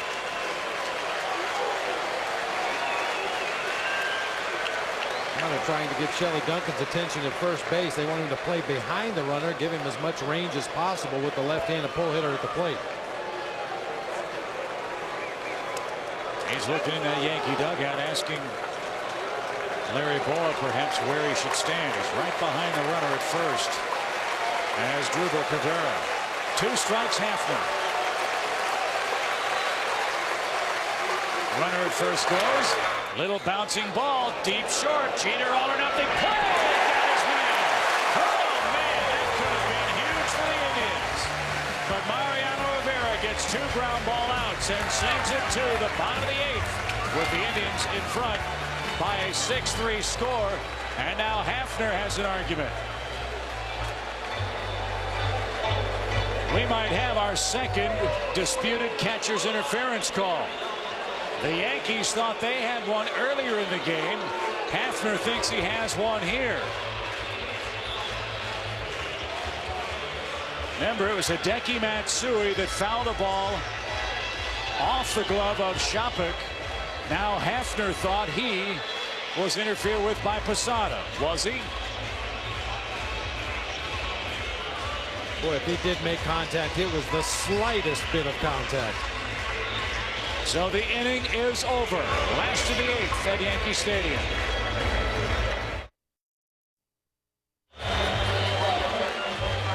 The Yankees have 6 outs left. They're down 3. And Rafael Betancourt, the hard-throwing right-hander, is on to face Cabrera, then Jason Giambi and Johnny Damon.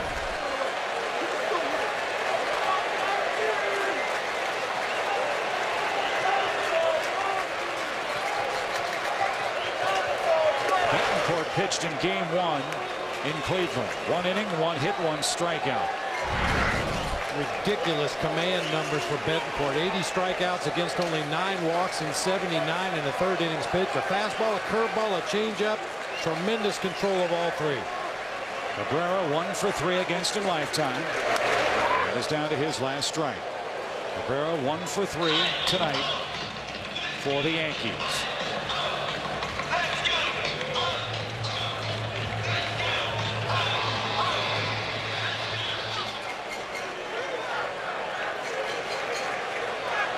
That home run by Alex Rodriguez and the walk to Matsui guaranteed is that Alex Rodriguez will hit again before this game is over.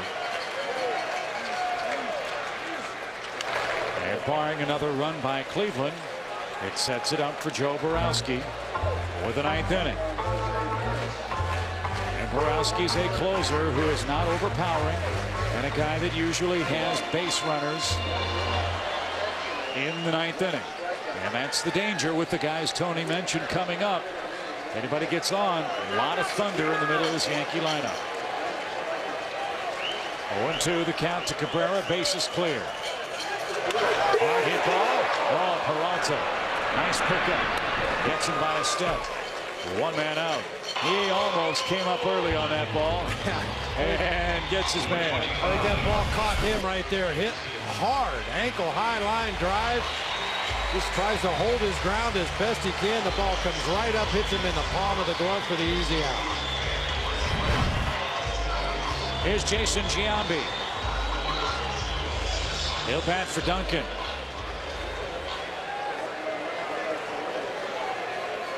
Giambi missed all kinds of time this year with a foot problem, plantar fasciitis. And that's why his numbers are so low. He's 1 for 4 against the Indians right-hander. Rafael Betancourt. And a strike. Again, it goes without saying the Indians bullpen has been a huge weapon in this series. Even with all the innings their starters have pitched, the Cleveland pen has given up 1 earned run in the series. They've been outstanding. You know, Perez gave up the home run to Alex Rodriguez, but he was able to weave his way through the 6 and the 7. Well, when healthy, Giambi was a devastating force for the Yankees against the Indians. 8 hits, 16 at bats, 4 home runs.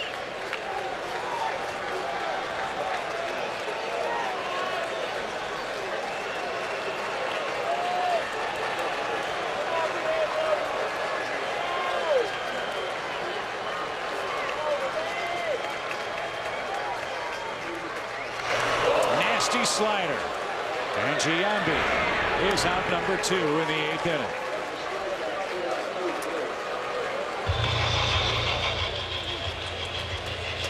And here's Johnny Damon, 2 outs, bases clear.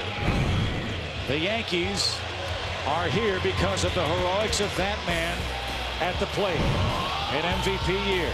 A terrible start. Their pitching was in disarray. Hamstring injuries, ineffectiveness. 9 different men started and won for the first time this year. But here they are, 13 consecutive postseason appearances. Best record in baseball after that 21-29 start. They were 14.5 games behind Boston and nearly caught them at season's end.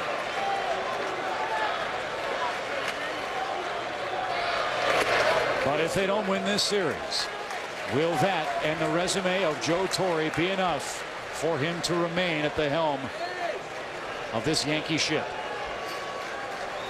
The boss stated yesterday that answer is no.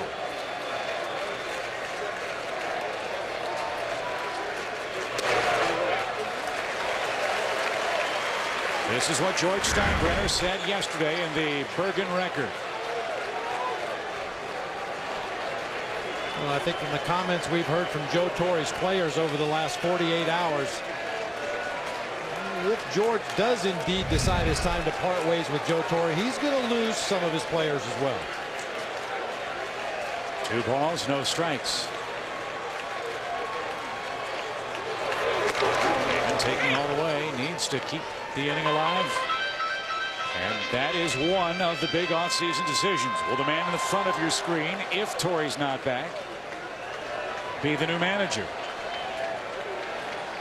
The heart and soul of this Yankee team for so many years. Posada and Rivera, free agents to be. A-Rod could opt out.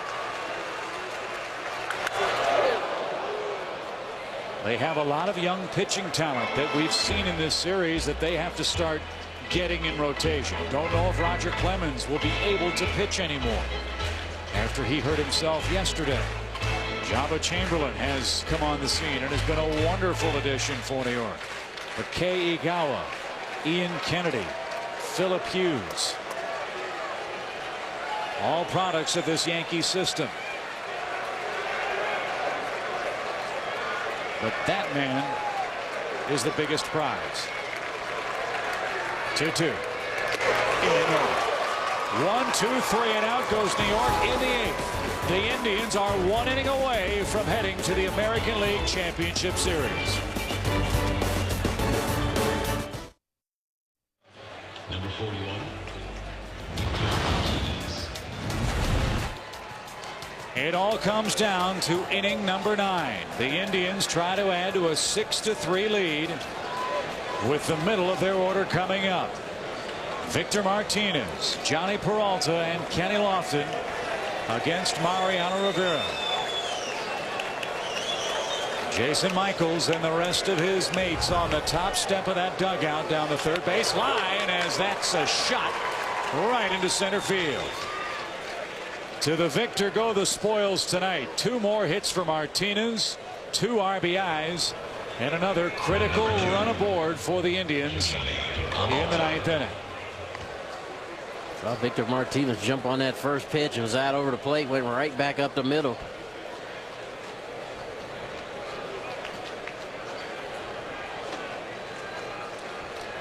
Again, in keeping with our theme that Eric Wedge and Joe Torre talked to us about at the start of this series, they're going to play the way they played all year. Paul Bird's turn to pitch was tonight. Kelly Shopik's turn to catch was tonight. The closer of the Indians is Joe Borowski. He is up in the bullpen tonight in Game 4 in place of Paul Bird and company. Out of play, foul.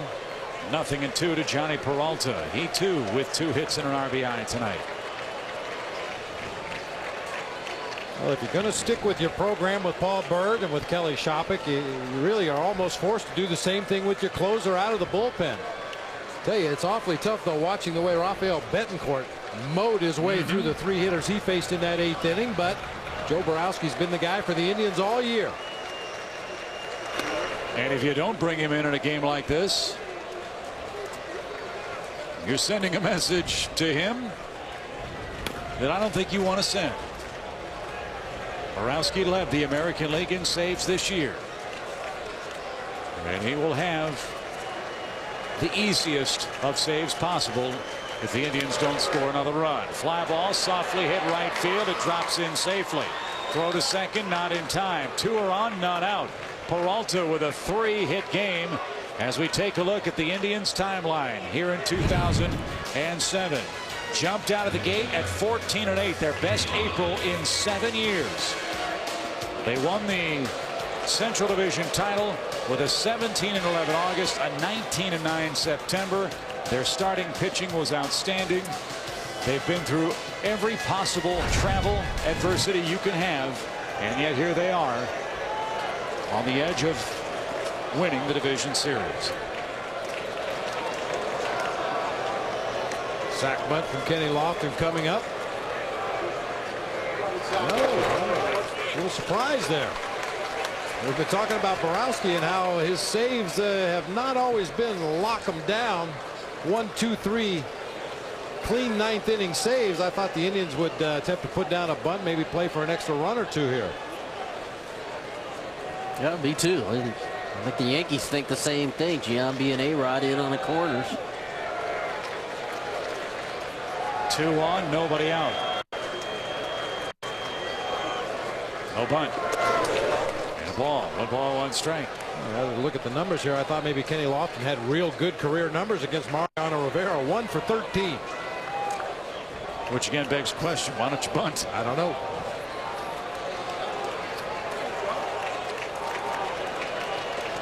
Mariano Rivera pitched here last night in an 8-4 game. He pitched 2 innings in game 2.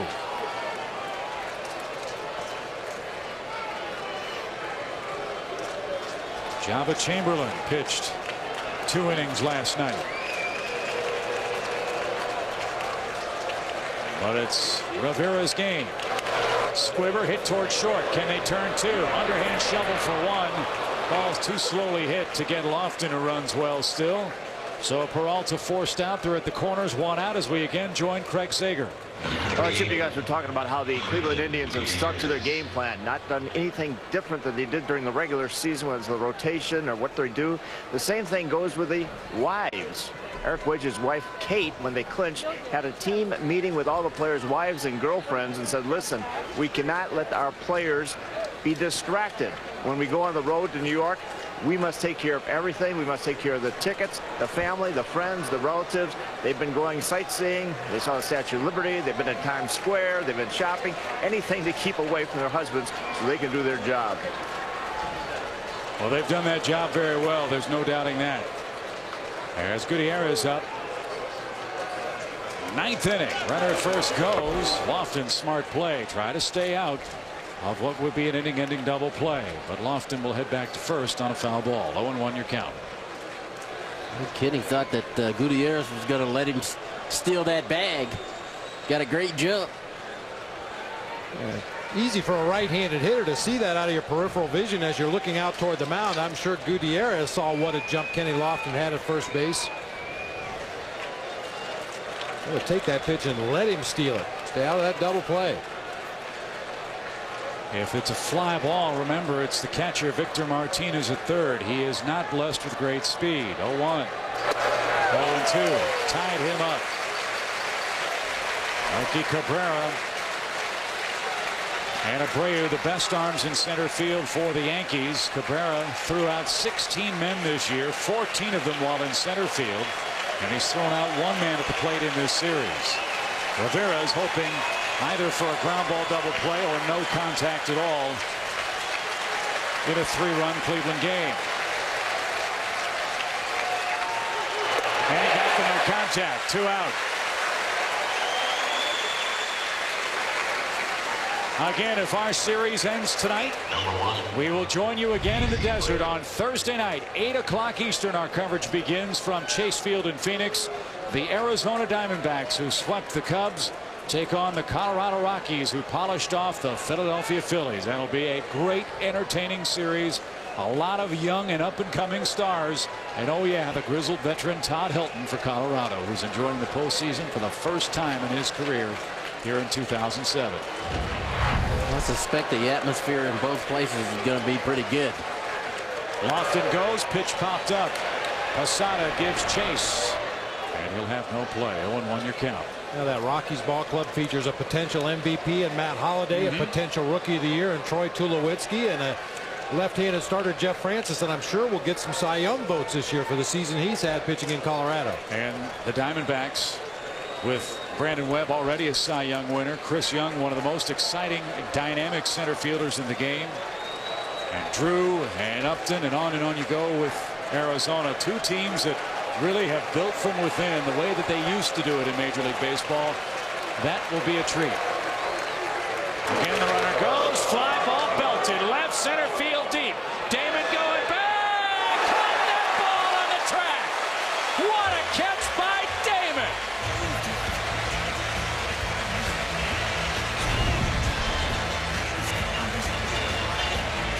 Last of the night in New York.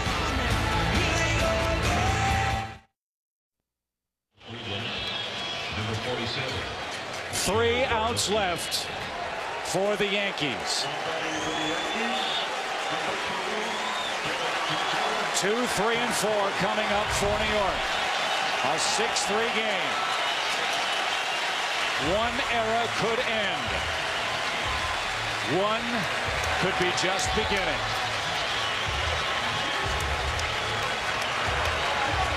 Derek Jeter will start it off against Joe Borowski, the leading saves man in the American League in 2007. Grew up right across the river in Bayonne, New Jersey. Derek Jeter has hit into 3 double plays in the last 2 games. He's 2 for 4 with an RBI tonight. Borowski with his 45 saves, only 16 times this season was it a clean 1-2-3 ninth inning. A strike from Borowski. First time ever that a man has saved as many as 45 and had an earned run average over 5. One of Joe's worst performances came in this ballpark early in the 2007 season. Popped up Jeter. Right in the middle of the diamond. Has dribbled Cabrera. 1 out in the Yankees' 9th.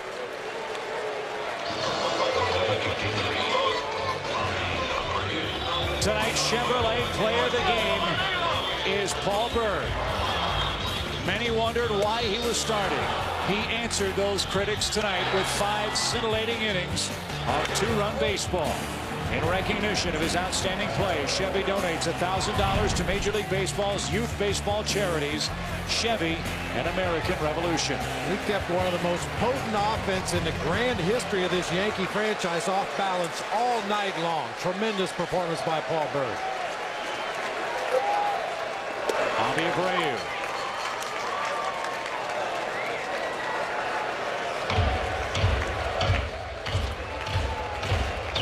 That game you mentioned earlier this season, Chip, April 19th, the Yankees were down by 4. They scored 3 different times when they were down to their last strike. Ultimately, A-Rod with a 3-1 game-winning homer. Way outside, ball 1. So yes, as devastating as that save, or that wasn't a save, as devastating as that game was for Borowski, Indian fans have to take heart. I don't believe there's any such thing as an easy save in baseball, but bases empty, 3-run lead. Borowski 17 for 17 this year. That's the situation he has now in the Yankees' ninth. Eric Wedge is not going to change anything. This is the situation he usually goes to him. He's going to him. He's got a 3-run lead. He's got 2 outs to go. He's showing Borowski, I've got faith in you that you can get in 3 outs. So go out there and get them. Not changing anything, like you said.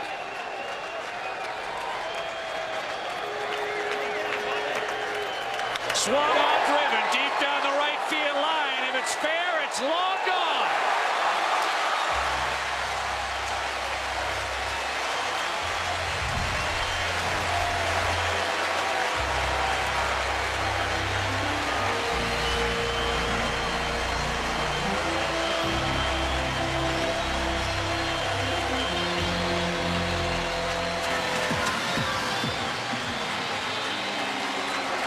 Another Yankee solo home run. It's a 2-run game.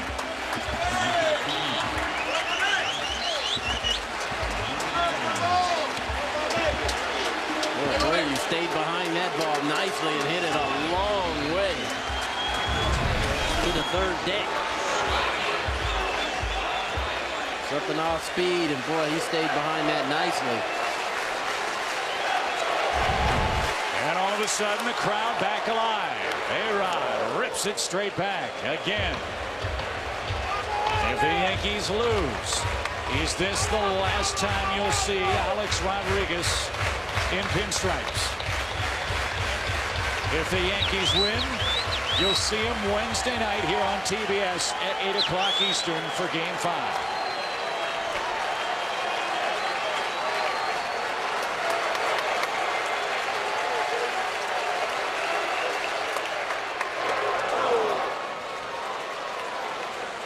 Nothing in 2. See, 81 miles an hour.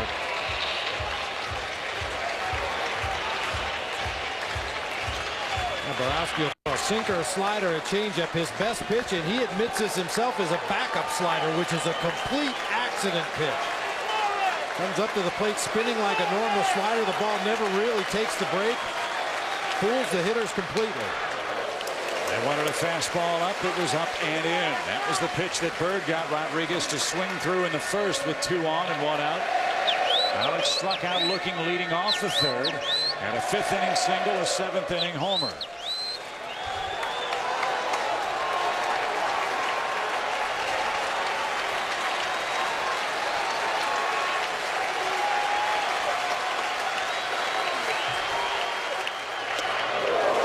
Just missed that outside corner. That's the slider that Borowski wants the right-hand hitters to swing and miss.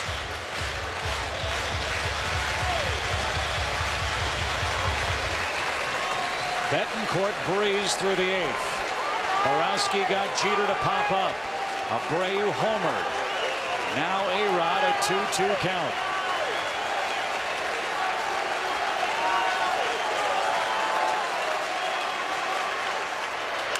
Popped up. Shallow right. Playable for Gutierrez, shy of the track. And the Yankees and their skipper, Joe Torre, are down to their final out in the 9th inning.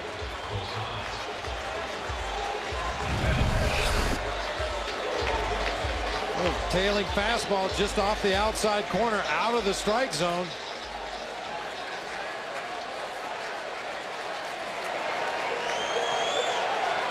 Erod acted like he thought that ball was going to tail back, and didn't.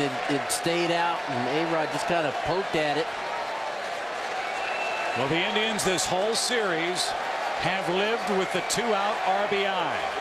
Posada lifetime 3 for 4 with a home run off Borowski. If he can keep it alive, another left-handed bat, and Hideki Matsui is on deck. The story of the series, 15-2. Cleveland has outscored the Yankees with 2 outs in the series. Swing and a drive, deep right. If it's fair, it's gone, but it's foul by an eyelash.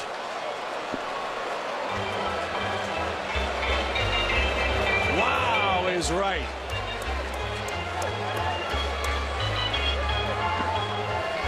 Against a lot of young pitchers, this may rattle him. Seeing a guy like Jorge Posada take him into the upper deck, just foul down the right field line, but for Joe Borowski, that's just strike 2. He doesn't care how he gets to strike 2, just get to strike 2. Just a long, loud foul. But he has him 0-2. He's got him set up for that backdoor slider that you talked about. Yankees down to their last strike. And the game is over. The Cleveland Indians have won this series in 4 games, 6-4. Your final score. The Indians are headed to Fenway Park, and an era ends, perhaps, in New York.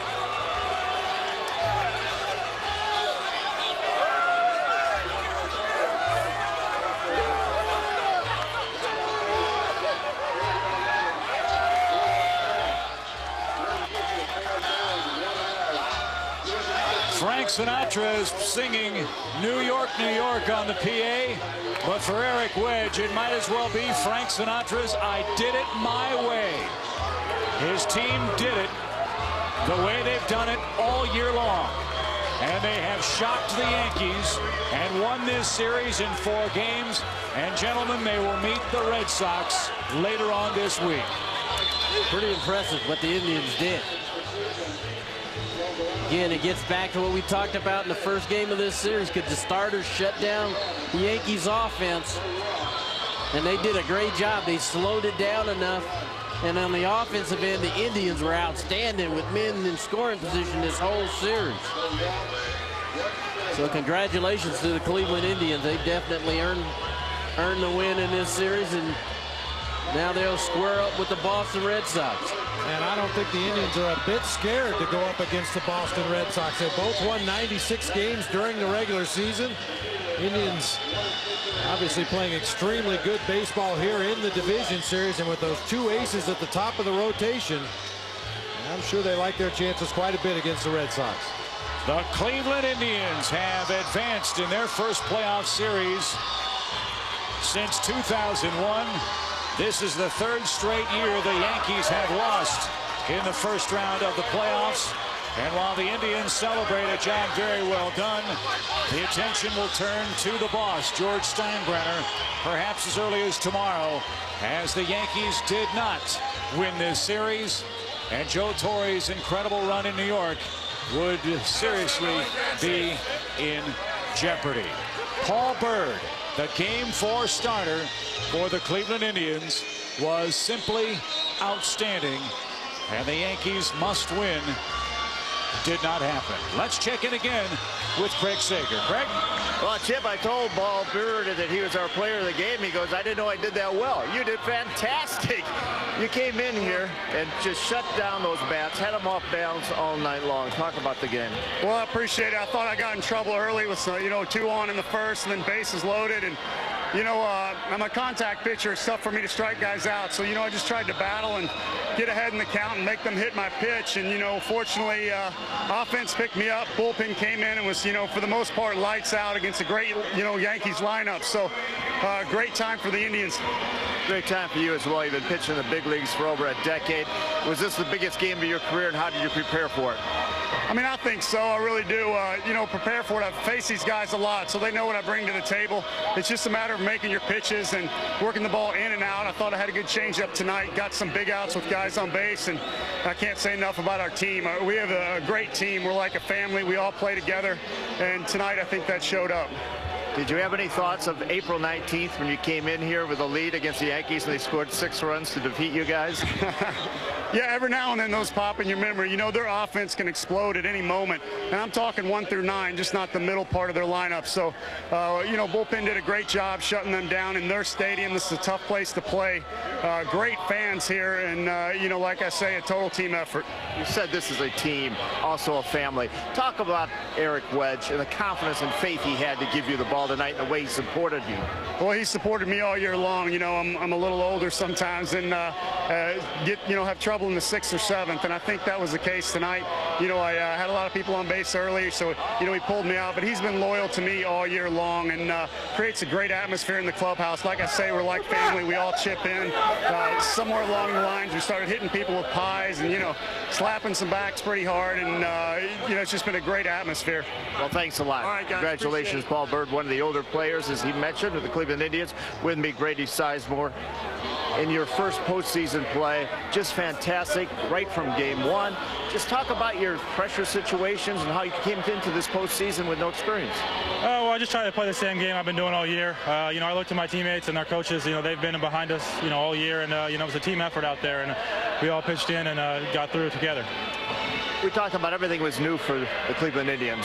First game of the postseason, second game of the postseason, first time playing the postseason on the road. What were your thoughts when you came out here and had batting practice the first time in Yankee Stadium? You knew you were taking on a team that had a dynasty going and scored more runs than any team in the majors this year? It's tough. It's exciting, though. We were looking forward to coming here and playing. We knew it would be a tough atmosphere, but, you know, we fought hard and we got it done here. Yes, you did. Congratulations on a terrific series. Thank you. Back to you, Chip. All right, Craig Sager, there's the scene in the Indians locker room, one step toward their goal of that ever-elusive world championship that they've been chasing since the 1948 season when they won their last in that great city on the shores of Lake Erie. The Indians win it in 4 games.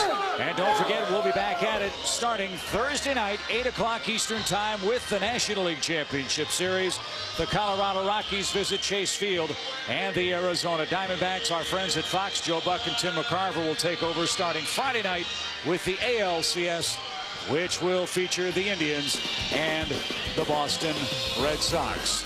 Thanks indeed to Joe Torre. Will his incredible run end with the Yankees? Only time will tell.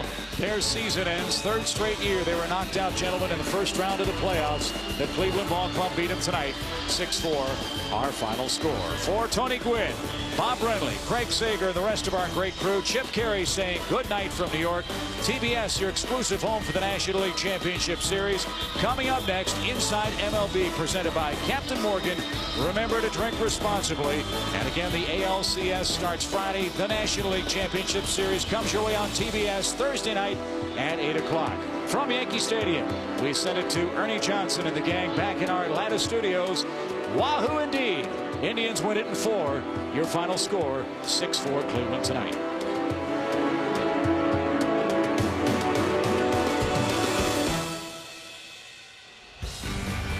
All right, thank you very much, Chip. So for the first time since '98, the Indians are going back to the American League Championship Series. We're going to break it all down on Inside MLB, presented by Captain Morgan in just a minute. Got the whole crew of experts here. We got the champagne flowing at Yankee Stadium in the Visitors Clubhouse. We'll be back.